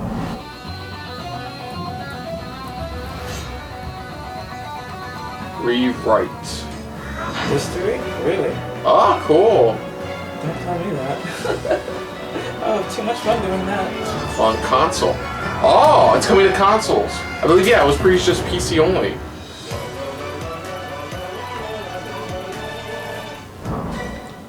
I was wondering, because this part was literally footage they've shown before. How far will you push Humankind?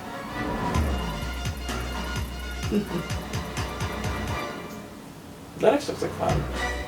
I haven't really heard anything. I've known about it.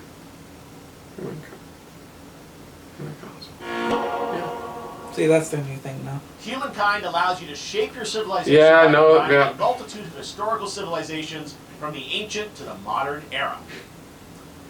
One Piece is celebrating its 25th anniversary this year. This is a One Piece JRPG. This may surprise you. I'm not a One Piece fan. Neither am I. Monkey D. Luffy and his crew of Monkey D. Luffy. First off, I don't watch enough, but I know it's Monkey D. Luffy, not Monkey D. Luffy. Wow. Dude, it's like 1,000+ chapters in, and now the creator's like, I'm gonna take a month break. I'm like, now? I'm still waiting for the next season of Hunter x Hunter. That's coming back, I heard. I think the manga version or the anime, one of those is coming back, I heard.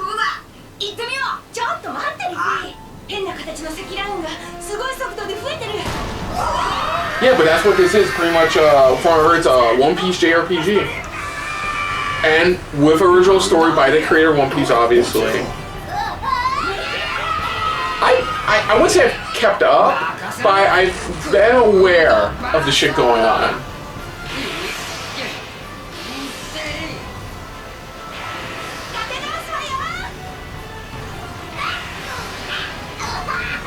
"2020 Choppers" is full name? I didn't know that.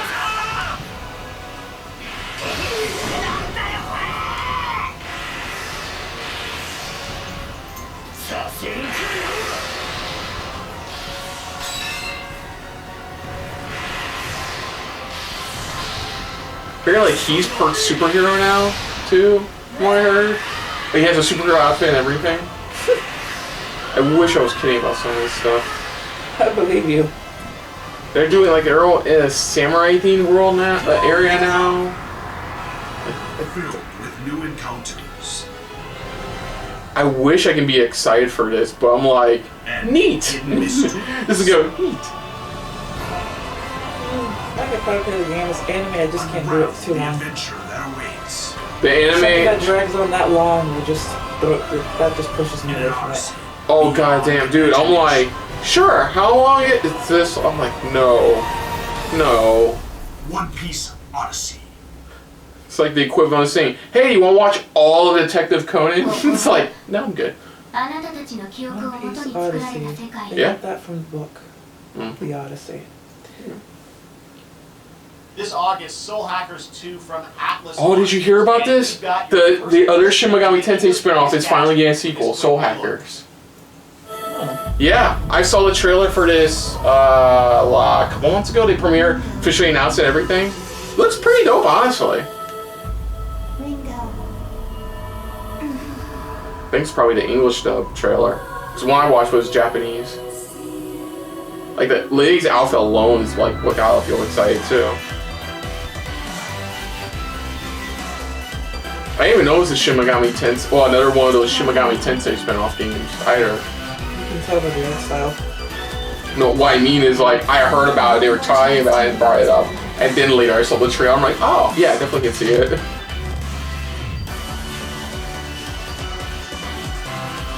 So that's our mission then. Yeah, it's English though.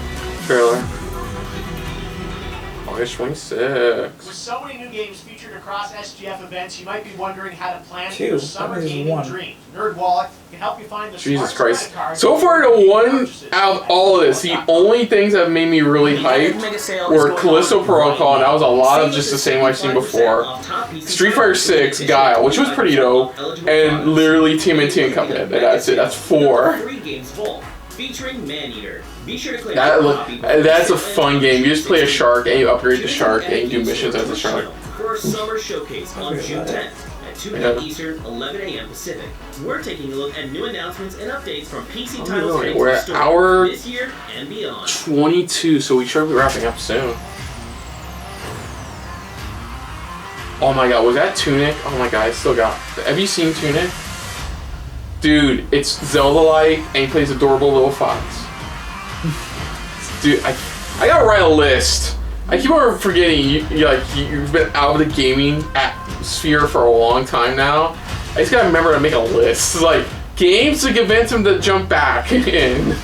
I already know it's probably been a couple here. It might be a very long time before I start taking gaming seriously again. Well, I'm not saying seriously. I'm just saying, like, just at least dipping your toes back in a lot more often. I can't afford that. I have to focus on one thing. Oh no, I'm with you on that. Like, fuck, I have like a bunch of games with my name on in the other room.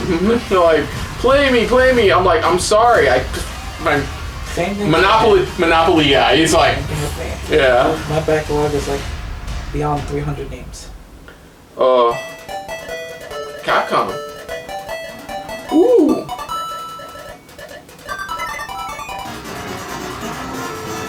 Oh, I think this is a sequel to their arcade stadium.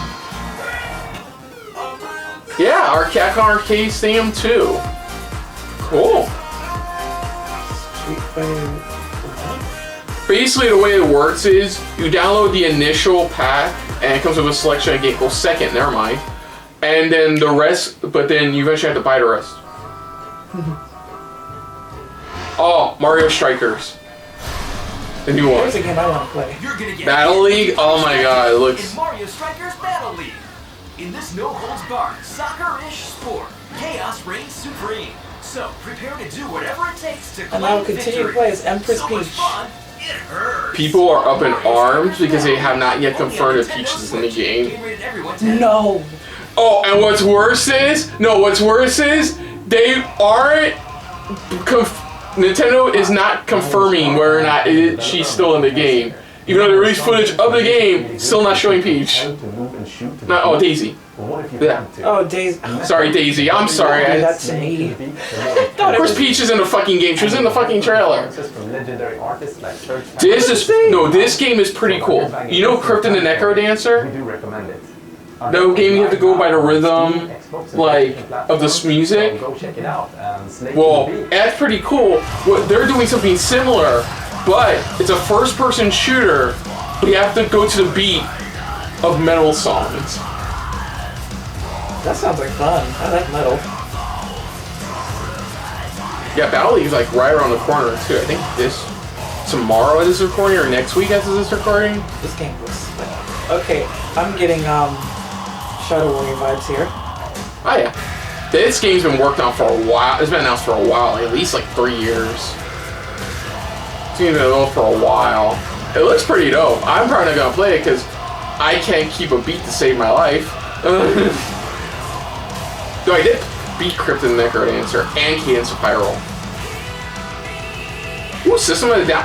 Wow, they actually got search type. I actually recognize that name.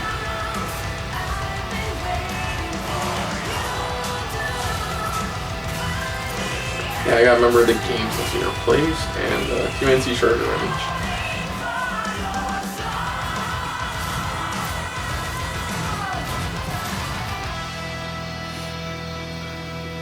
Metal Hellsinger.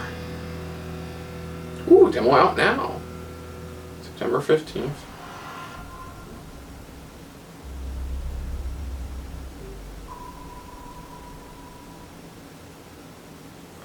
Cool. That one was Metal Hellsinger, coming later this year from Funcom, a rhythm shooter with metal music. And right now, as they mentioned, a demo has launched on PC, Xbox, and PlayStation for you to play for free.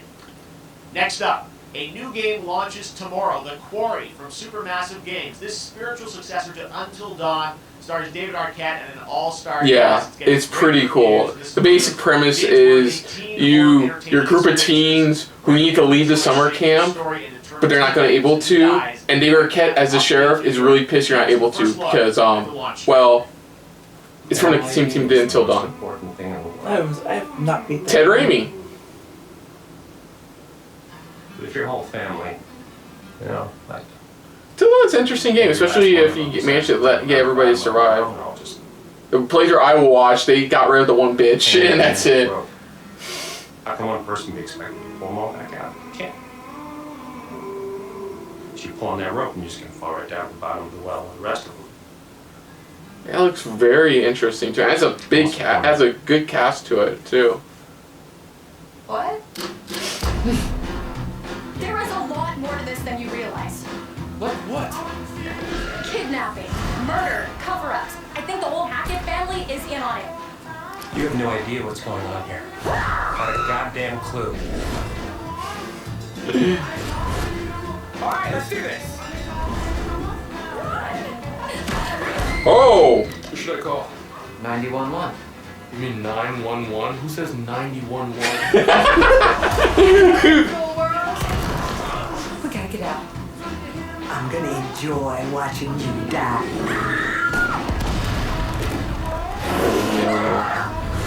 And all of us. This isn't a ghost story. It's a creature feature. It's really happening and you're all in it. This is gonna get a little messy. Record. Did you show the cast? June 10th? Yeah, it's literally right like tomorrow as this recording. Ooh, Nightingale! This one, I think just... A shared world survival crafting game from Inflection Games up in They Canada. they premiered this at the last Game It's an Awards. innovative realm card system that lets you impact things like the weather pattern, resources, and challenges in its procedural realms. Here's your exclusive new look. Bro, this entire conference is gonna be you going fuck. It's like, quit being good games. Give me some shit.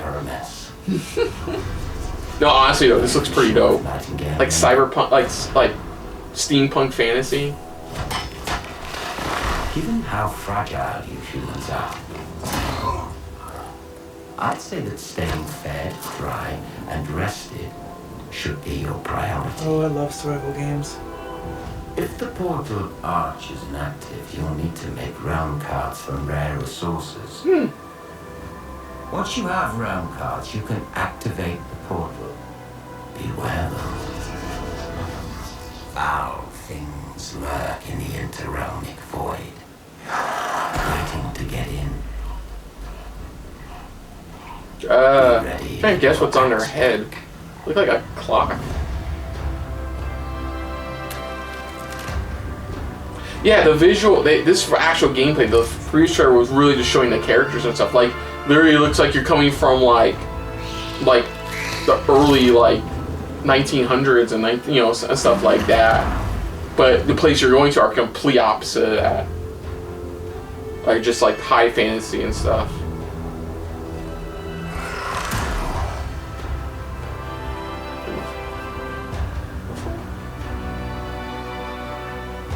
Yeah, a lot of these survival games are becoming a lot more popular. Without the horror aspect too. Just survival games. I know there was one called Valheim that came out recently, which was a Norse-based one. Ooh. That's not good. All is mended. Nightingale.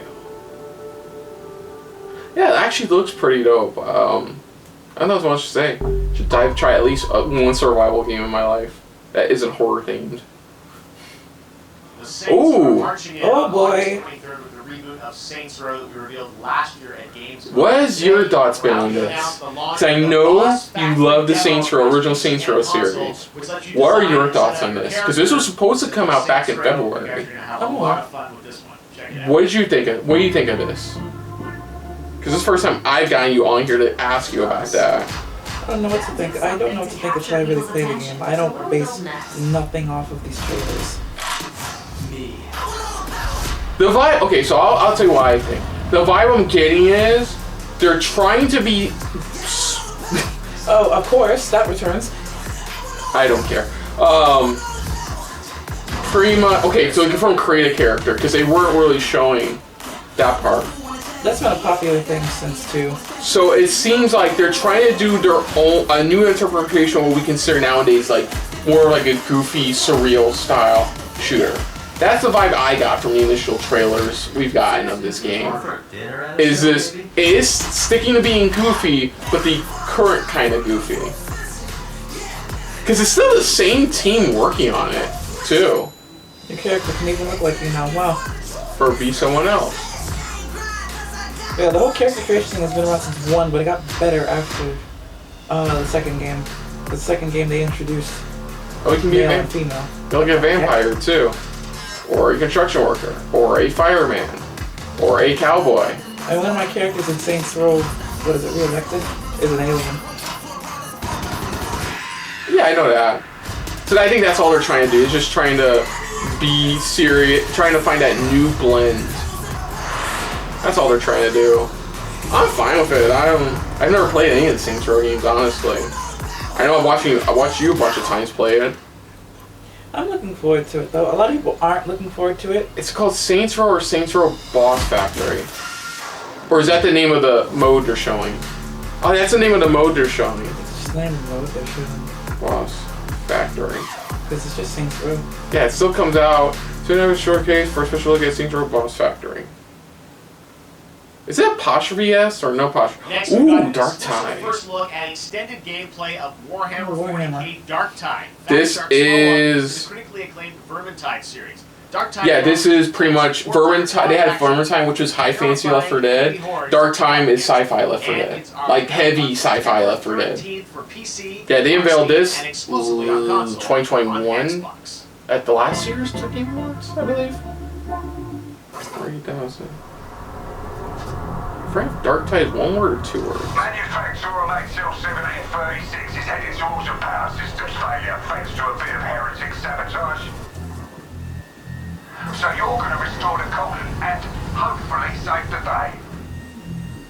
There's like a million Warhammer video games being worked on. It's not even funny. They're finally doing a Space Marine sequel. Yeah, they announced that at the last Game Awards.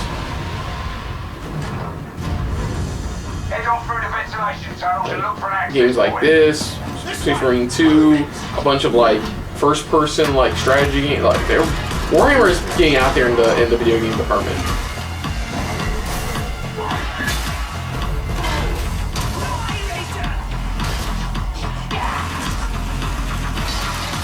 Oh!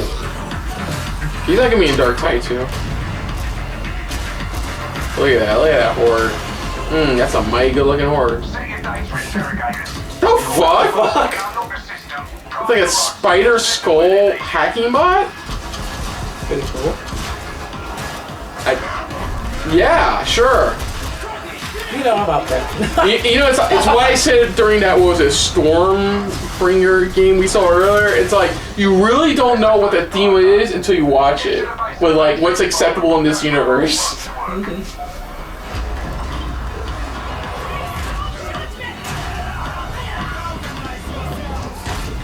Oh, fuck, you popped his head off. Oh, they're showing the different classes on the bottom left. So it looks like one's like hacking, more a hacker class, one's more of a brute class, one's more of a shooter class. Ugh. Looks pretty dope. This is different for a Warhammer September game. 13th? Yeah, it's been announced for a couple of years now. Oh, I'm actually kind of looking forward to that. Bloomer Team is known for psychological horror games like Blair Witch and The Medium. Today, they are ready to reveal their latest creation made completely in Unreal Engine 5 for a visceral horror experience. It's a return to the world of Layers of Fears. What? Get a dose No! of this. Oh, damn! I know so many people disappointed because people thought they were remaking Silent Hill 2. Layers of Fear. It's... Wow, it's just a new Layers of Fear game. Layers of Fear 3. I actually saw gameplay of 1. That was a fine story. 2 was interesting where they went. Like, it was like more like focusing on like 2 like kids who grew up to be actors or something like that. Something like that. I didn't play 2, I only played 1. I never played any of them. Fears. It looks like they're going back to the painting aspect. The second one was more like movie posters and stuff like that. Of my fear, pain, and hatred. Wow, I know so many people just fucking drained by this announcement. Damn. Now I see it. All this misery, all this suffering. It still has the same ridiculous English dub voice acting. Damn. Really? Damn. Made it on Unreal Engine 5. Nice.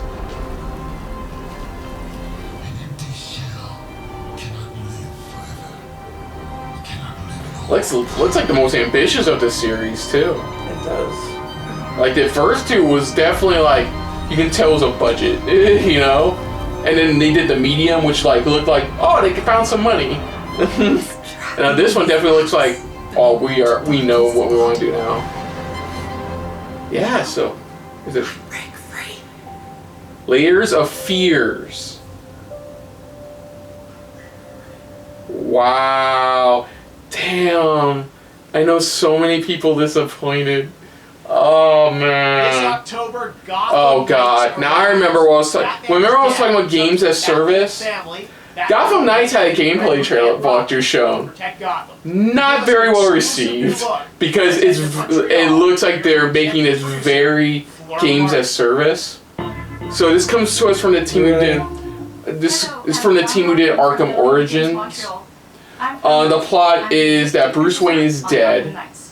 And it's up to his family, as you see, Damian Wayne, Robin, Batgirl, Nightwing, and Red Hood, to figure out what happened.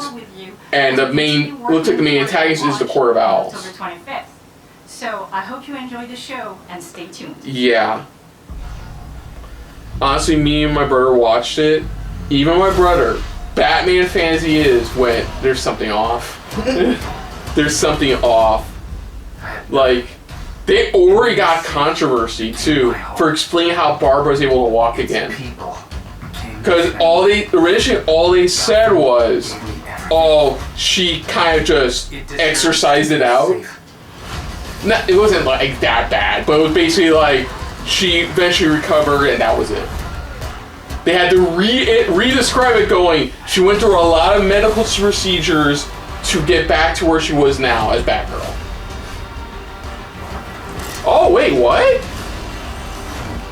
That African-American Nightwing?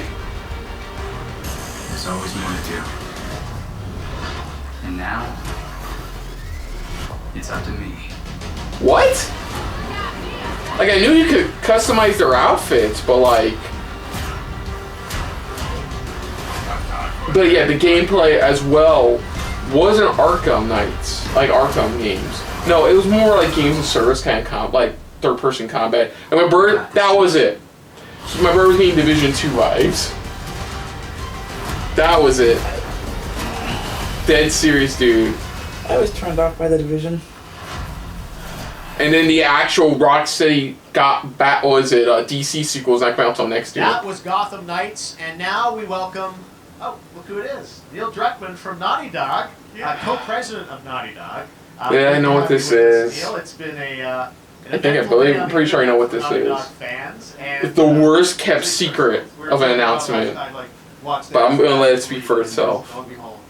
Well, the good news is there's some stuff that hasn't leaked that we have lots to share with people about all things at Naughty Dog. But first of all, it is it's a big month actually for Last of Us fans because Last of Us 1 and 2 both launched in June, and it's nearing its 2-year anniversary for Last of Us Part 2, which is hard to believe.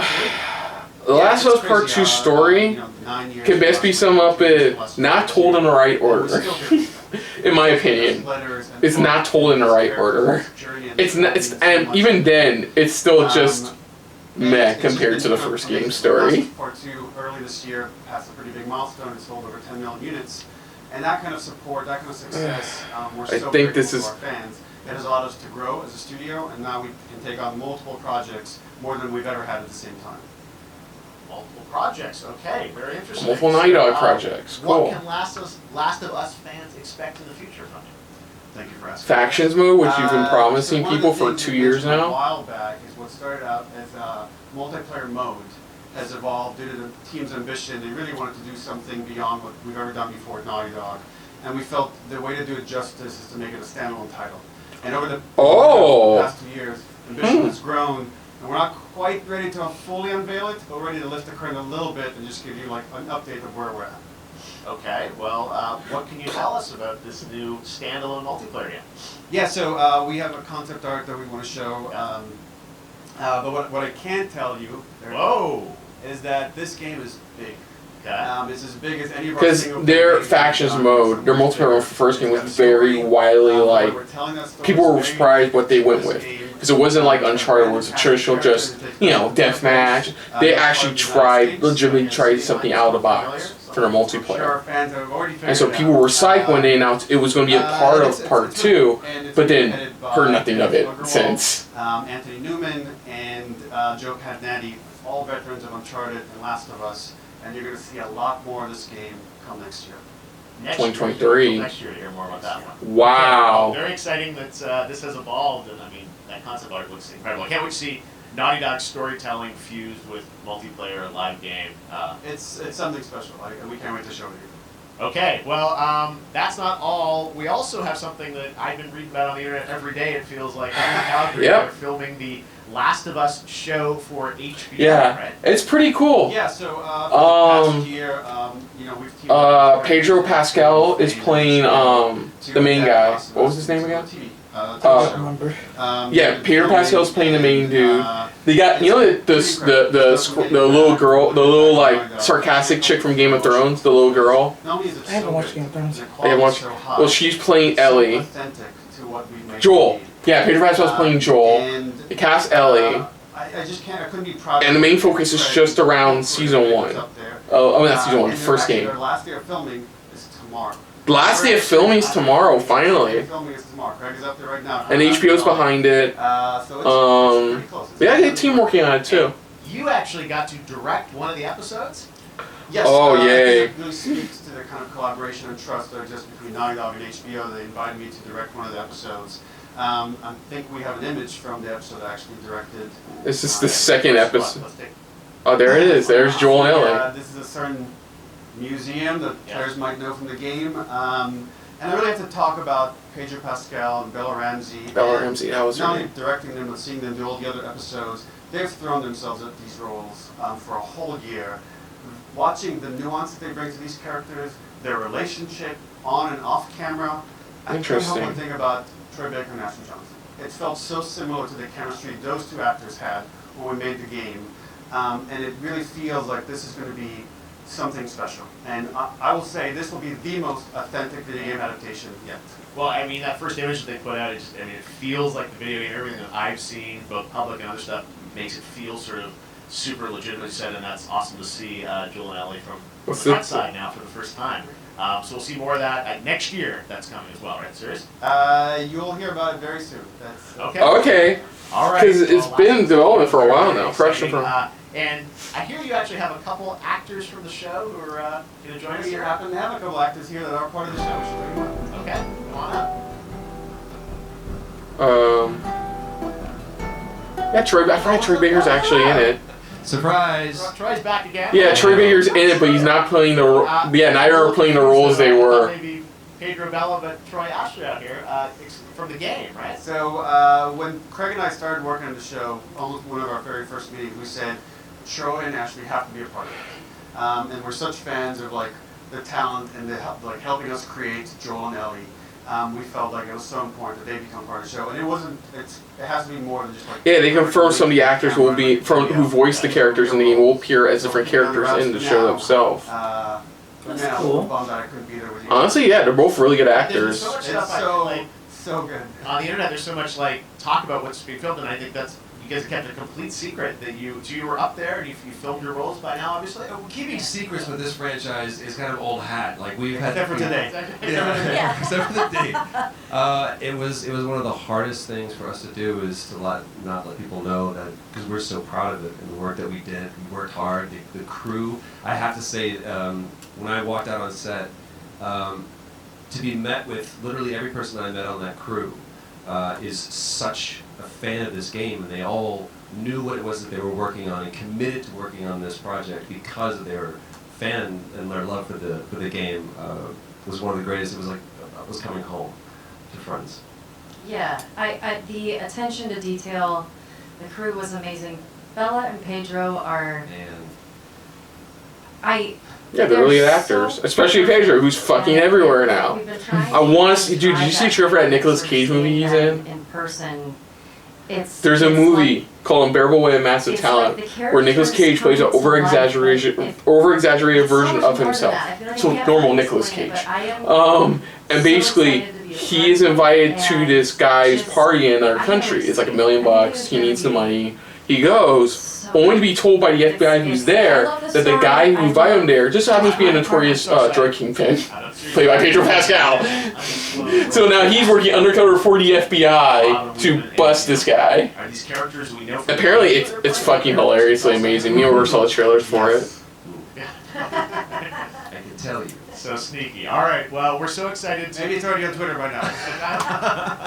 Hey. All right. Well, let's talk about what was on Twitter earlier today. Lots of talk about the idea, or really what's happening is it looks like you guys are remaking the original game, and this is like a ground-up remake. Is that right?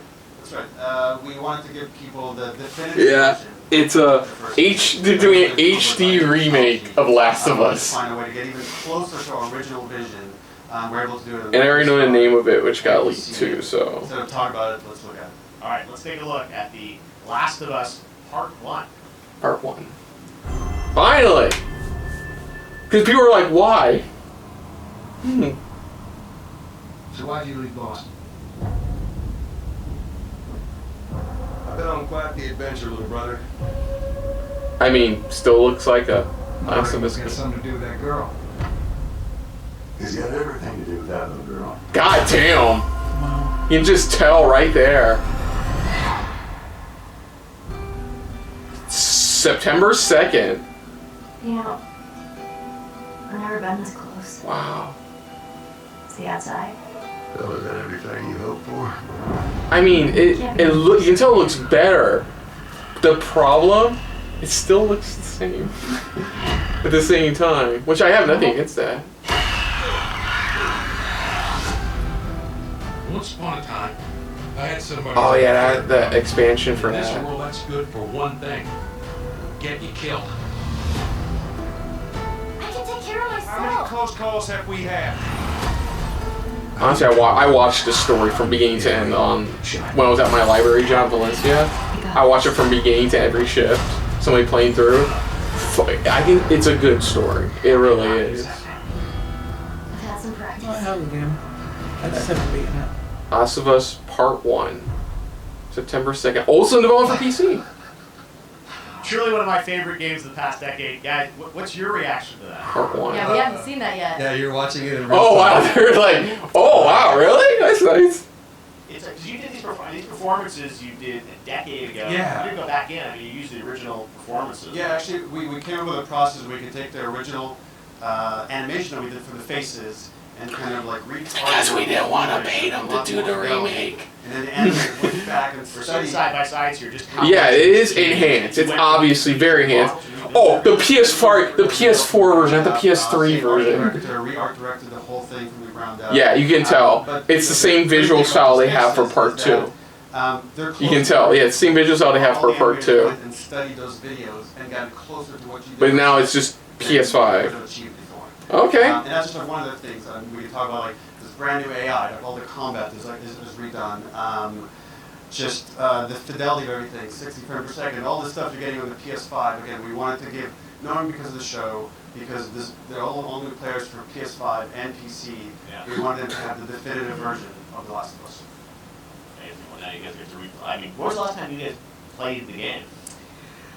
I actually played it again just to refresh my memory before working on the show. She learned. I was just a glutton for punishment, and I went straight from playing Part 1 straight into Part 2. And so the last time I played literally would have been 2 years ago, since we're celebrating the anniversary of Part 2 coming out. So I mean, it looks like I'm definitely going to be up for another playthrough. Honestly, the story of the first game is well worth the playthrough. Amazing job on that original. You will have to judge for yourself if you ever make it to Part 2. You will have to judge for yourself. I just watched a playthrough of Part 2, and it was fine, but there's so many things they could have easily done better with the story. It's still like a solid 8 out of 10 kind of game, but like. This project is headed up by Matthew Gallant and Shauna Skye, and you'll hear a lot more about it and see a lot more about it over the coming weeks leading up. Yeah, it's pretty much been the worst kept secret. A lot of people have known about this remake since like early this year, late last year. Games directed by other people. What are you directing? Are you still making games? Still making games. I haven't given up my day job. Damn it. No, a lot of people hate for a fact he took it for Part 2, writing and directing. Otherwise, we'll see. Do you have any project? Trust me, I rolled my eyes so much during the Game Awards 2020 when they won all the awards for the game. I'm like, We'll see. We'll try and see. All right. Troy, Ashley, Neil, thank you so much for dropping by Summer Game Fest. they did one for best accessibility, which their accessibility features are really well done. Thanks, guys. Appreciate it. Thanks, Jeff. Awesome. So is that it? All right, well, that is going to do it. Thanks to Naughty Dog. That's the big thing? Just Last of Us shit? At The Last of Us and the entire franchise and where things are going. That's it? A remake nobody asked Summer Game Fest for? continues over the next few days. Coming up right now on this very stream is Day of the Dead with I Am 8-Bit and Double Fine, including an exclusive new look at the Planet Lamp. And then the Devolver Digital Showcase. Tomorrow, we've got Netflix Geek Week, which I'll be co-hosting, and the Tribeca Games Showcase. Yeah, Geek Week is when they just show a bunch of upcoming side pop culture themed like shows and shit. It's the Xbox Bethesda Game Showcase. Okay, so hold on a second. At summergamefest.com. As for me, I'll see you again in August when we are back live in Cologne. Gamescom. He does the same thing before Gamescom in Germany. On August 23rd. And then the Game Awards will return in course. December live from the Microsoft Theater in Los Angeles. And finally, I'm excited to share that Summer Game Fest will return in June 2023. Digital and in person. An in-person event to bring the gaming community together. Thanks for being a part of Summer Game Fest. And remember, there are more events and announcements to come. We'll see you soon. Okay, so of course, so let's talk about that. So that was our reactions to Summer Game Fest 2022 Kickoff. Now, last year's was actually better well done. Like, I'm gonna be honest, it was very well paced. There was a lot of big announcements, and dude, it ended with them unveiling when Elden Ring was coming out at the time. That game I'm still lost in today. That was their big game. They had a bunch of stuff too. They showed off more of Shredder's Revenge. They showed off more of somebody's doing a Metal Slug Tactics game, which looks Tactics. It's goddamn. I gotta add it to my list of stuff I gotta show you later. Metal Slug Tactics, which are think Final Fantasy Tactics, but everything is in the aesthetic of Metal Slug, and that's your game. That's cool. Yeah, but anyways, they had a lot of that better balance, good stuff. Here, I mean, I'll be honest. I only had two very audible reactions, but nothing much on like big. It was very more indie focused than was last year for sure, from what I remember. So, before we get into it, what were your thoughts overall? I know it's been a while since you've sat down and watched these conferences. So, what were your thoughts overall just by this alone? I enjoyed it. Like, just.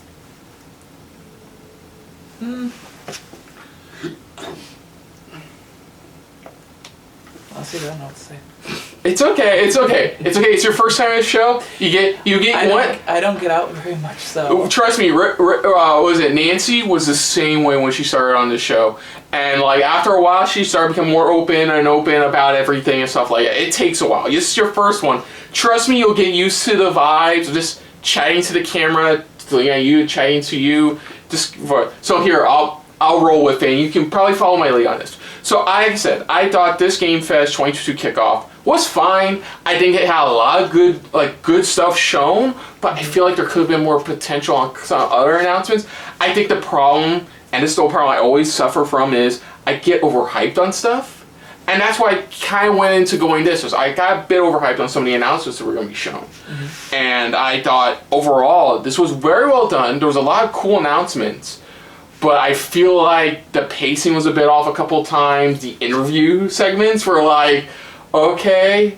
Like Modern Warfare 2. That shit dragged. That shit dragged so hard. And then The Last of Us. That dragged just to announce a remake everybody and their mom, except for you, knew about. Like, everybody knew about it. Like, and that was it. That was their bit. I'm like, that's where even American, I'm like, that's it? I mean, shit, I got more reaction on Shredder's Revenge, but that's what I mean. That's what I mean, flow with it. Just like, that's what I said. I think overall it was good, but it was fine overall. My personal opinion was fine. My critical opinion was that it was good.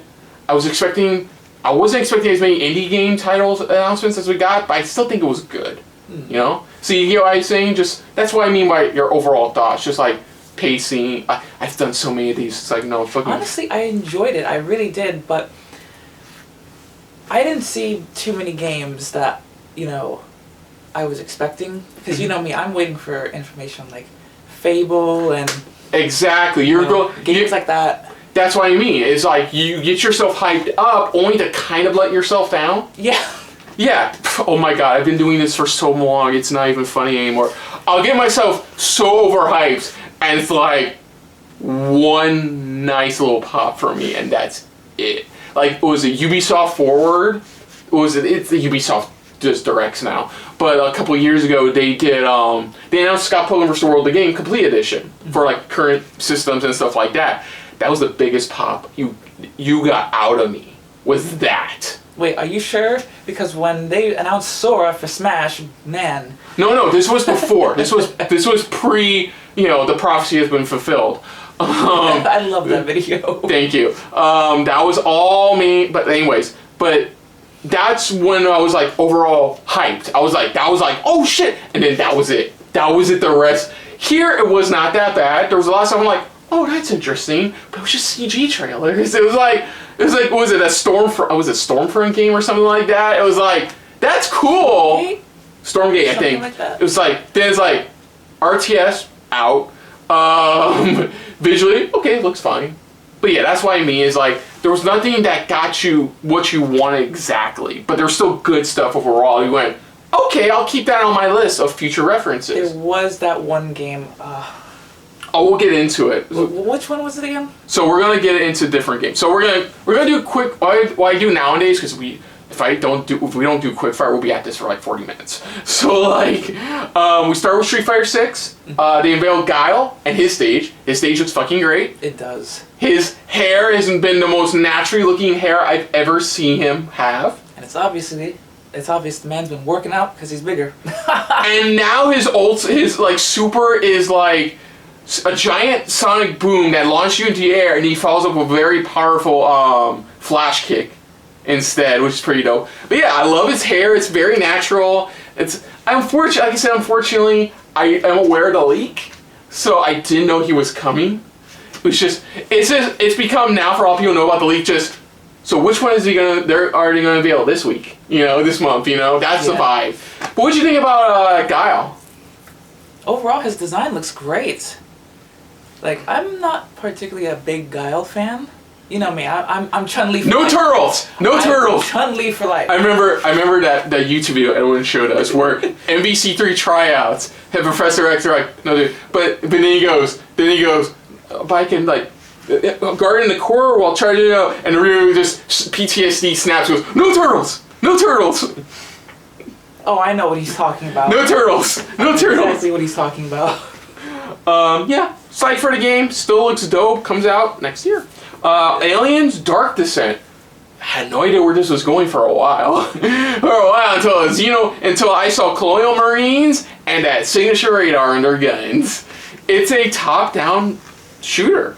I was not expecting that. Neither was I. Like, I was expecting a first-person shooter, because that's still the big thing today with these kinds of games. So it's nice they're getting out of the box of an Aliens game.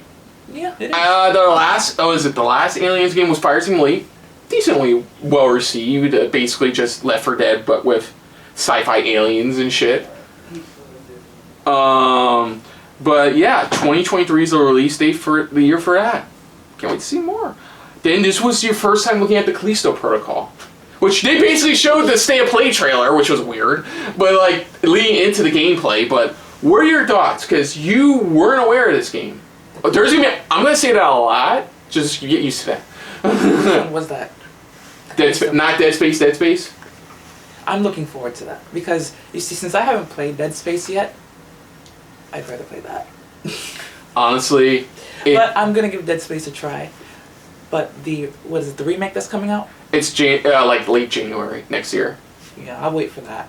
You're going to wait for it? Honestly, I'm playing this. My biggest issue with the game is, maybe they'll try something different, or maybe no, it's pretty much just Dead Space. It's pretty much Dead Space. Well, you have the telekinesis ability, you can launch them. I didn't even know Dead Space has a telekinesis ability. Yes, that's crazy. It has. The first game was very jank because it was kind of you grab something and it just slowly shifted over to you. Mm-hmm. Then in the second one and the third one, they made it just insta comes right to you, which really improved it. But yeah, it's pretty much just Dead Space. Honestly, in my opinion, it looks good, but it's Dead Space. It's Dead Space. Pretty much. It's Dead Space. The way they do the HUD, the telekinesis ability, the gruesome deaths. Did I show you the shirt that I had from Dead Space that a friend gave me? Really? Well. It's got the health meter on the back. Oh, that's fucking dope.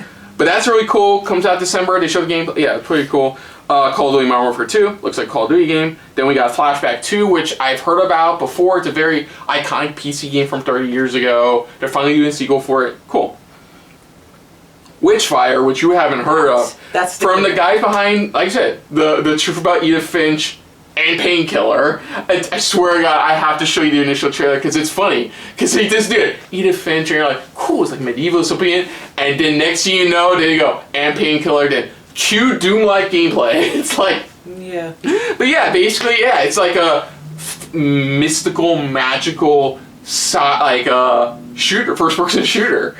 It looks really fucking dope. It looks like they've been working on it really hard. Like I said, this was it's like 2020 Game Awards or 2019 Game Awards. They unveiled this. No, it was 2019 Game Awards. I remember that because that was we had to do it in my room because my dad was working on the ceiling in the kitchen. So it was just me and my brother in the most awkward position next to my TV. But yeah, it looks pretty dope. It looks fucking cool. Fantasy, guns. And we brought up Painkiller, and we're going to bring them up again later, so, I've been playing Shadow Warrior recently, and that game's a lot of fun. That game looks a lot like that, just like medieval fantasy, kind of. Yeah, I know. I'm aware of Shadow Warrior games. I love that game. I'm very aware of them. I watched a little gameplay for the second one. I know the third one just come out or it's coming out. Third one has gotten some bad reviews. Whatever. That's never stopped us before. No, it hasn't. Yeah. Next we got Fort Solis. This is being done by a new studio. Has Troy Baker in it. Has the voice of, I forgot the guy's name. The voice of Arthur Morgan as well. Like, I swear I'm going to keep saying it. Sci-fi horror again. Definitely the vibes are getting. It's definitely less Dead Space. More like Resident Evil in space. Kind of the vibes I got. Honestly, yeah. I thought it was a Mass That's Effect the vibe I game. got, too. I thought it was a Mass Effect game at When first. I saw that vehicle, that's what I thought too. Because I was like, is that the Mako? It looks pretty cool. There's still hard work on it, and Troy Baker's involved. What else could you want? Next up, we got Routine. You gotta love this. Jeff Keighley tells us Mick Gordon composed this. Cool. Guy who did Killer Instinct music. Guy who did the Doom music for the current Doom games. Amazing. No music whatsoever. None in the trailer. It's like... I noticed that. You have this giant fuck-off camera gun. Robots that look like they're ripped straight off the Five Nights at Freddy's production line. And that's it. I think that's what that game is. It's just another Five Nights at Freddy's, but different. Done differently. Okay. And that was it. I'm like, cool. You told me Mick Gordon was composing this. Where's Mick Gordon? Unless he's doing the background eerie noise effects, I don't hear me and Nick Gordon.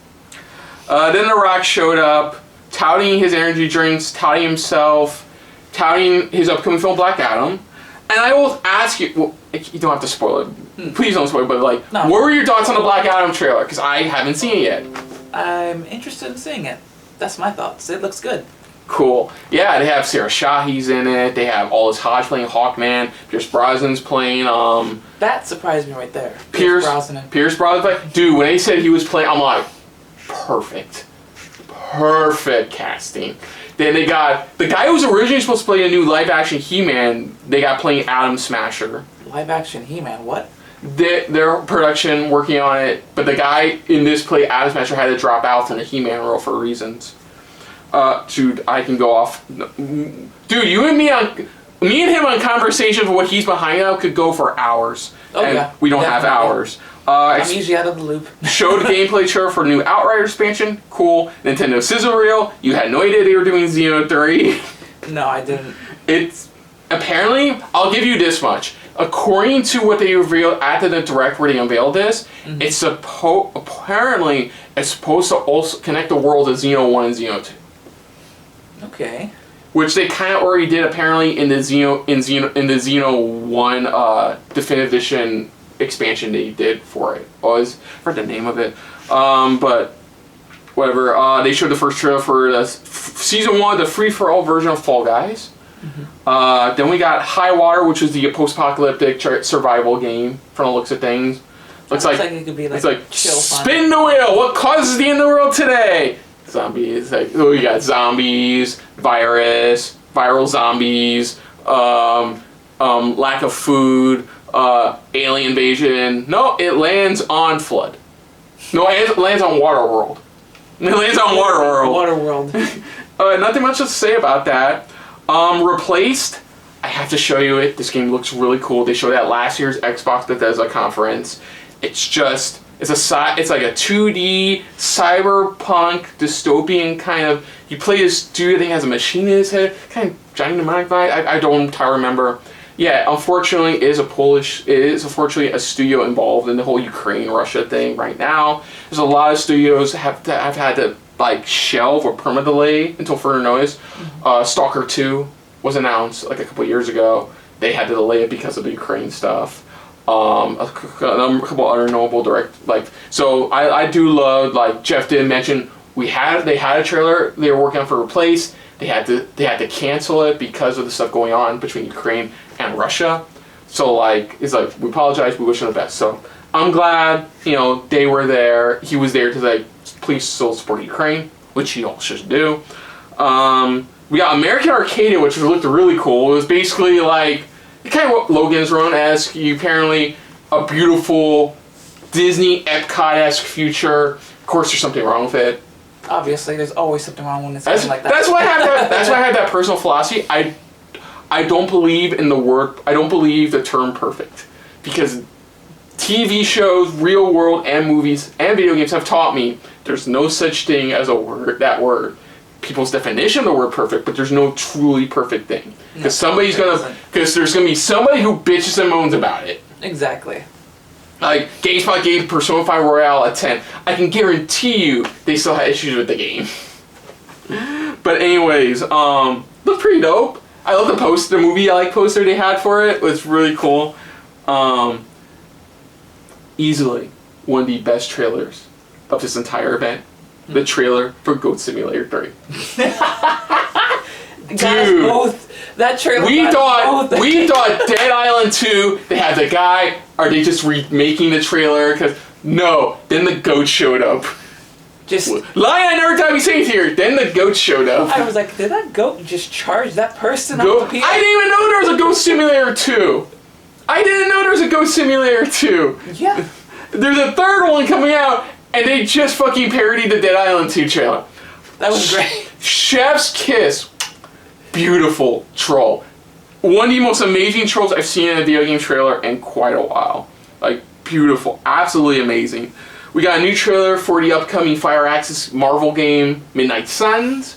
They showed more of Lilith, turning some of the heroes and villains into her minions, like Hulk, Venom, Rhino. We got to see Spider-Man's outfit, which we hadn't seen before. We had seen Wolverine. They showed just a lot of it, and they used another Metallica song, which thank you, copyright. Dead serious. I never told you we've had multiple copyright strikes on this channel for pro wrestling, but like multiple copyright. We were dangerously fucking close, dangerously close. But yeah, it looks pretty dope. Are you into any of the XCOM style games? Not really. It wasn't my thing. Okay. Games like that, it was mostly like XCOM's like an RTS, correct? Yeah. RTS I'm very picky with. It's more of the strategy games where you have to each take turns moving players around a map and stuff like that. No, I played XCOM. A tactics game, basically. Prepare to play a tactics game. It's very much like that. It's not my style though. Because I'm fighting aliens. I'm more sci-fi fantasy. So it's like my first one was StarCraft. That was my first ever one was StarCraft. So I play a lot of Civilization now. Okay, but yeah, the big thing they're adding to this one, of course, is because you have a Mario, you have a story. It's like a very big story in between all the missions you go on and stuff like that. And you play a new character. Your main character is a new character who's our only line of defense against Lilith. Was it Lilith? Yeah, they said Lilith. I could have sworn it said Morgan Le Fay at one point. But I'm like, no, that's not. That's King Arthur. No, Morgan Le Fay is actually in the Marvel comics. They actually have their own version. Hell, that version, there was that's right. I forgot about that. And she was even in the last season of Runaways as well. Neon White, which is your first time. Did you ever remember the game Donut County?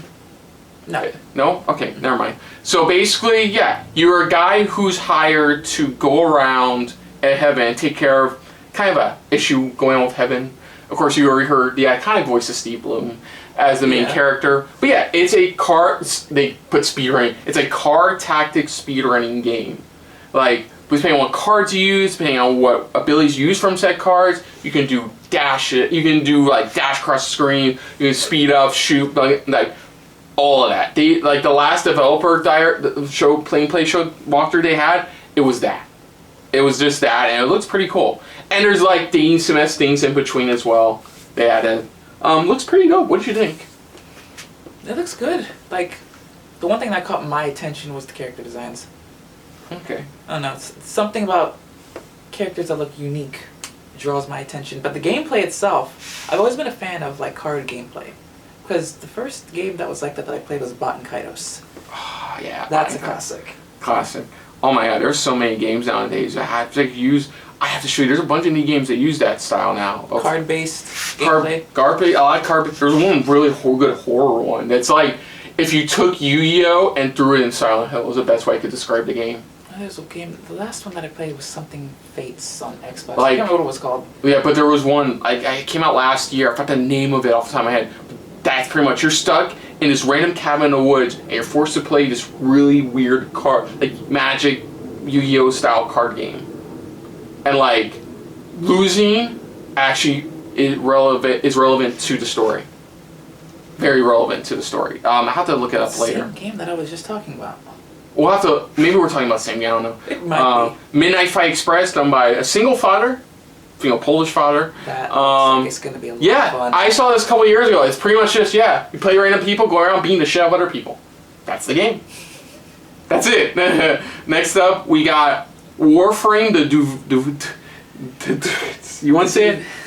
The Duviri? The Duviri Paradox. Because the lady was butchering stuff. Not much to say. I believe Pedro Pascal may be in it. That's all I got.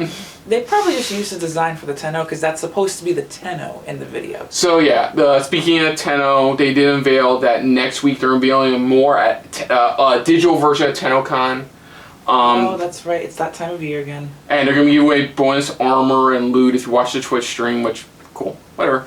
Next up, we got 2 games from the Genshin Impact developers. First off, space game, Genshin style, called Honkai Starrail. And then the other one, more of a cyberpunk Genshin style game called Zenless Zone Zero. Good lord, say that 5 times fast.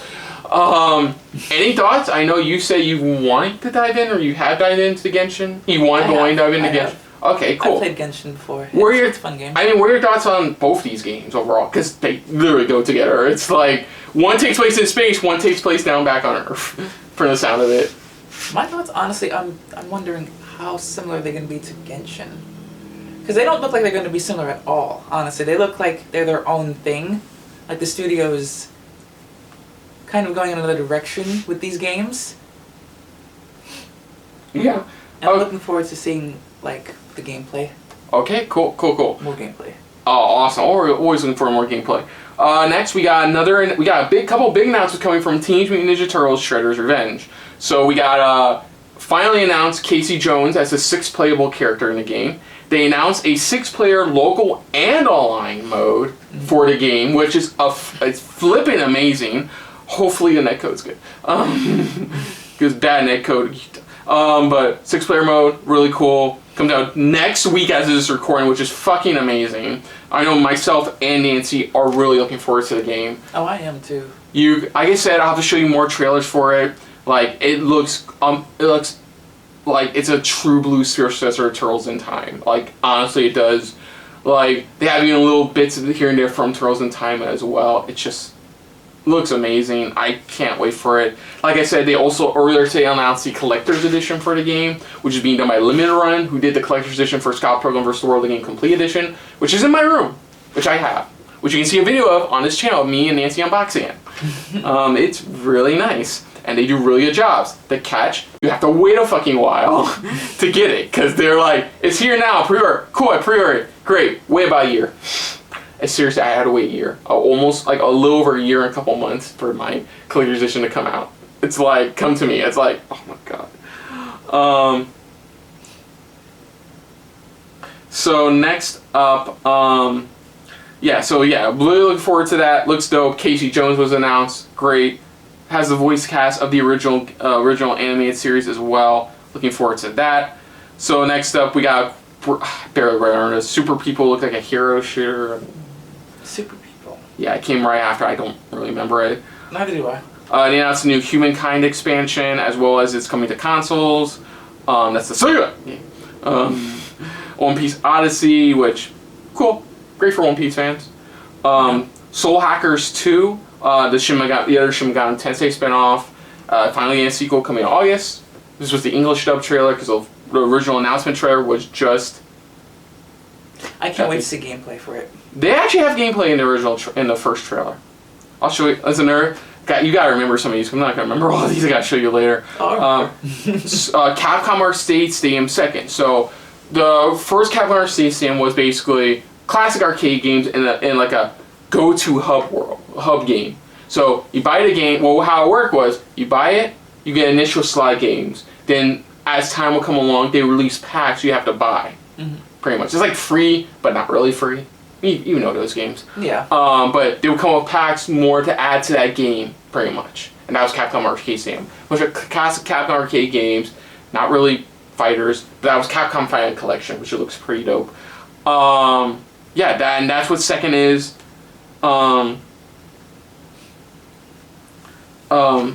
Sorry, blank for a sec. But that's all it is. It's just another one, clean slew of Capcom Arcade titles coming to consoles. Comes out in July. Got a new trailer for Mario Strikers Battle League.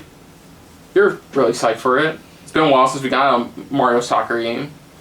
Yeah, but I'm really psyched for it because I just want to whoop people's asses with Emperor Speech again. Sure. It does have online, so. I wonder if she'll be able to do that in this one. I don't know. I only saw the only trailer I've seen was the initial announcement trailer from earlier this year, direct. Next up, we got Metal Hellsinger, which finally has a release date for September 15th with a demo out now. That's the one with the rhythm game and the metal music. You haven't seen it before. What did you think about it?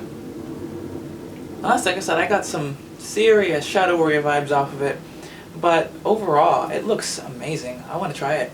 It looks really dope. Then we got the Quarry, which is from the Supermassive, the guys behind Until Dawn, and the Dark Picture anthology games. Pretty much going back to it's like a true spiritual successor to Until Dawn. We got more of Ted Raimi's character, more of the kids. It does seem like Cannibal Hillbillies, but I guess we'll have to wait and see. Comes out soon. Actually, just tomorrow, as it's recording. Nightingale, which is that survival steampunk style game you saw. What are your thoughts on it? You said you're a fan of survival games. My thoughts about that? I want it. I'm just wondering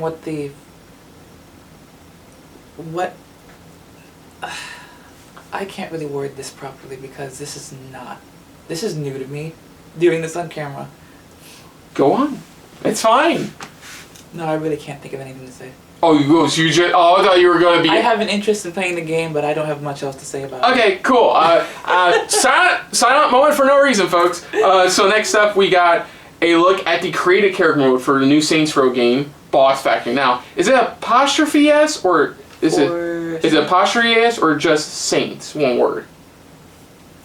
You don't remember, do you? I thought it was one. I've always thought it one word, but it could be an apostrophe S. So Saints Row Boss Factory, basically it's the creative, you said they've done this before. Yeah, the whole creative character mode. It looks like they revamped it. Now it's this whole separate thing you can try out for free. Mm-hmm. And they're going to show off more of it next week, I believe they said, at the Epic Games showcase, which I'm kind of... If you want your character to look like you can do that now. Yeah, get that 12-inch dick. So next up, we got Warhammer 40,000 Darktide, which is your first time seeing it. It's my third time seeing it, because I've seen the original announcement trailer, I saw the original gameplay trailer, this showed more of the game. And like I said, it is set in the Warhammer future. It's basically what you expect. It's sci-fi, Warhammer sci-fi Left 4 Dead.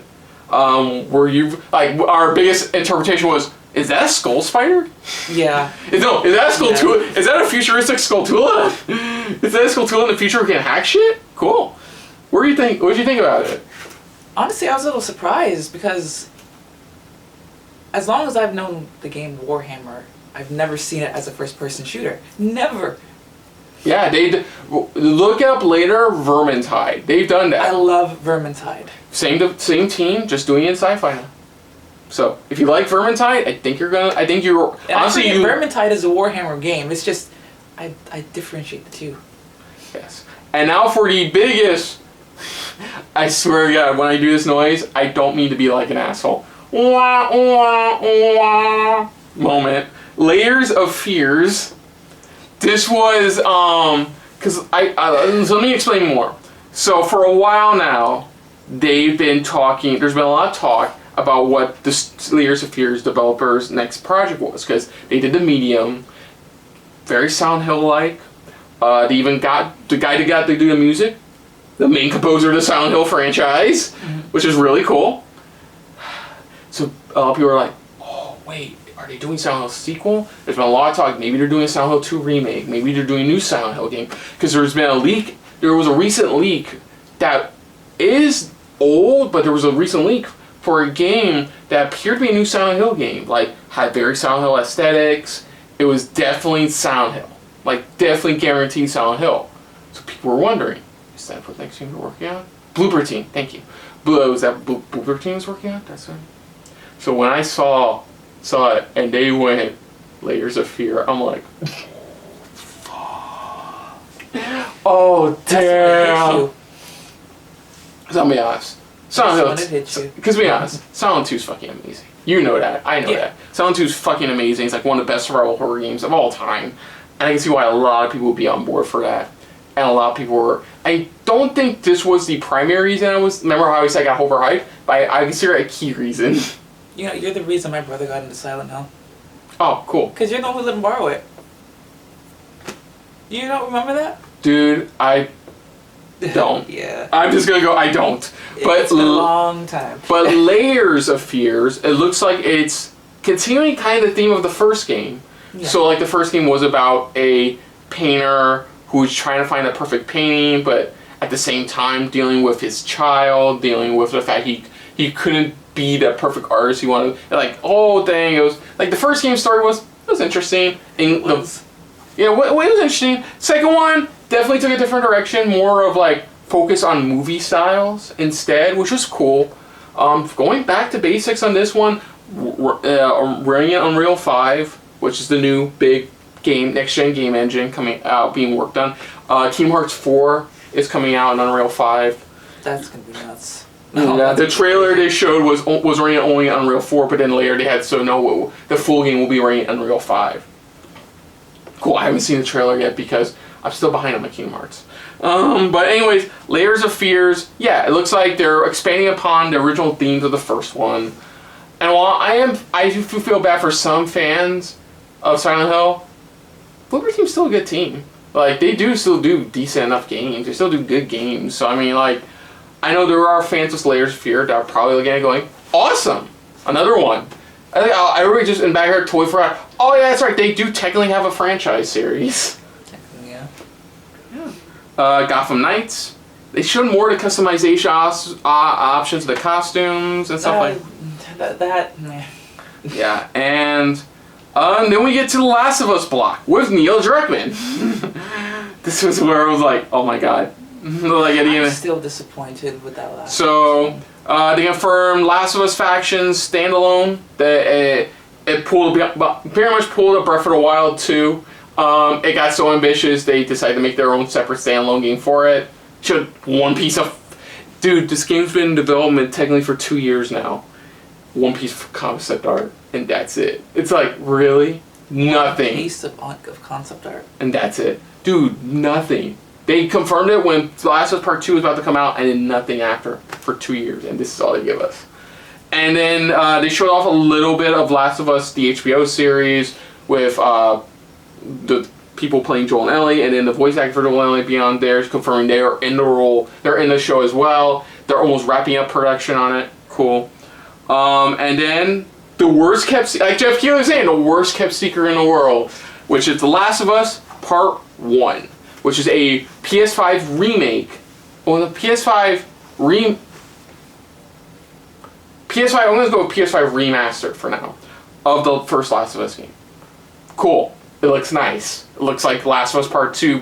They saw what they did for Last of Us Part 2 onto remaster for the first game. Mm-hmm. Great. September 2nd, also being worked on for PC as well. I don't care. This was the last thing they showed. I really didn't care at all. I'm like, that's it? Fuck. Yeah. I'm just done. Yeah, and that was it. Now normally, okay, so with non-E3 sessions, we give grades. It's the only time we do grades is during the E3 season. Technically not E3 season, we're still doing it. I didn't do this with the State of Play with Toby and Richard, but because kind of wasn't, but this is the first official start of it. Fuck. I'm gonna give it a B, solid B. There was stuff I did enjoy. There was new stuff I was interested in, but there was still, it felt like it dragged at parts. It did feel like it heavily dragged at parts. There was a lot of just, here's the cinematic trailer, we're working on it. Oh my god, that was literally last year's Xbox Bethesda conference. A lot of, and you'll see it too Sunday. Just CG trailers. That drives me nuts when they do that. CG trailer, it's coming out. CG trailer, it's coming out. CG trailer, it's coming out. Being worked on. Want to see some gameplay? But honestly, I give this a B, like a solid B. Like there was stuff I enjoyed. There was some indie stuff I'm looking forward to, and there was a couple announcements that did give me hype. but you end with just Last of Us Part 1, which... That was disappointing. That's it? I'm like, you literally ended last year's with Elden Ring, release date announced to end the first full gameplay trailer. And this is what you did. Last of Us Part 1. Great. Love to ramp up Neil Druckmann's ego, as it were. Freaking shit. I really didn't care for that. Yeah, but B. What grade would you give it? I give it a solid B.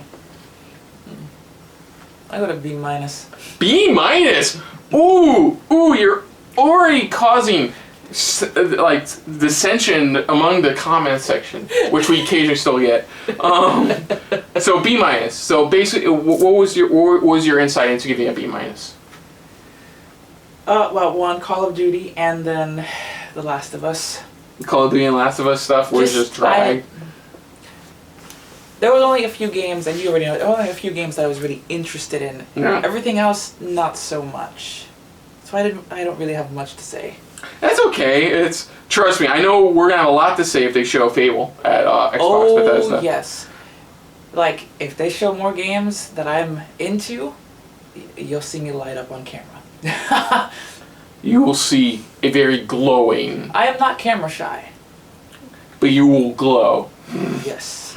Okay, and that's going to do it, folks, for our first Not E3 session. So, once again, thank you to Jermaine for showing up for this one. Oh boy. Having me. This was fun. It was a new experience for me. Oh, trust me, I should have warned you, I will get loud. If there's something I really want, I'm going to get loud. I'm going to get loud. Like, the Sora one, I never told you that, but like, my brother knew fully aware what I was reacting to, because he was kind of watching on his phone out in the living room. He fully was aware of what I was reacting to. And in our post-show, I don't know if you didn't watch post, but like in our post show, he brings in my replica Keighley for me because he knew. He just knew. That's how loud I was. But thank you so much for joining me. Hopefully it won't be the last one. Hopefully it won't be the last one. So other than that, folks, if you're new to the channel, you can hit the like button. If you want to talk to us more about stuff like this, comment down below. If you want to share us around, share it around. And if you like us just a little bit more than anybody else. When it comes to talking about some good old Not E3 Key 3 goodness, hit the subscribe button down below and hit that bell icon as well. What do you guys think of the Summer Game Fest 2022 kickoff event? What were your favorite announcements? What were some of your favorite moments? Is there anything that left you a bit deflated? You know, Last of Us withstanding, but like, was there anything where but there was something looking forward to? Let us know in the comments down below. Put down what you thought of our reaction overall, but most importantly, we thank you for watching. Now, normally I would have you shill your socials, but you're not really on anything. I'm just going to reiterate again. I once again like to thank him for showing up here today on this show. I know there's a lot more We got Microsoft's thing. We got Nintendo's next week. Those are the main ones we're doing, folks. There's a lot of tiny ones throughout, but let's be honest. My brother has a lot of his play as it is. I can only give him so much to video edit. That's why I had this whole step like it is. It helps him out so much more, syncing things up, getting things set. Like, I already know he's going to have to mute the Midnight Suns trailer reaction. Because as soon as they said Master of Puppets Metallic, I'm like, yeah, sure. No, that's going to be muted. That's why your reaction was like that. Yes. That's a whole thing for YouTube is strict about that kind of thing. But like I said, of course, on the next episode of SRB Gaming right here on our Not E3 coverage, we're going to be looking at the Xbox and it's literally called Xbox and Bethesda Games Showcase. Hopefully with less CG trailers and more actual gameplay shares. They already delayed Starfield to next year, so was the Skyrim in space, basically was what I'm calling it. But yeah, look forward to that, and of course, look forward to our previous reaction to the Sony State of Play, where it was myself, Richard, and Toby. I told them I'm filling out my quota today with Jermaine being here. All my close friends have been on this channel now, and even a couple where I'm like, sure, why not? But until next time, though, I am Kristen. And I'm Jermaine. And this has been a very Key 3 filled episode of SRB Gaming. We'll see you guys later. Peace, guys. Hey guys, thanks for watching. If you want to check out any of our previous reactions, as well as one of our other SRB shows, check out one of the playlists down below. And if you want to check us out in the social universe, you can find us on Twitter and Stardust at Super React Bros, as well as on Facebook at Super Reaction Bros.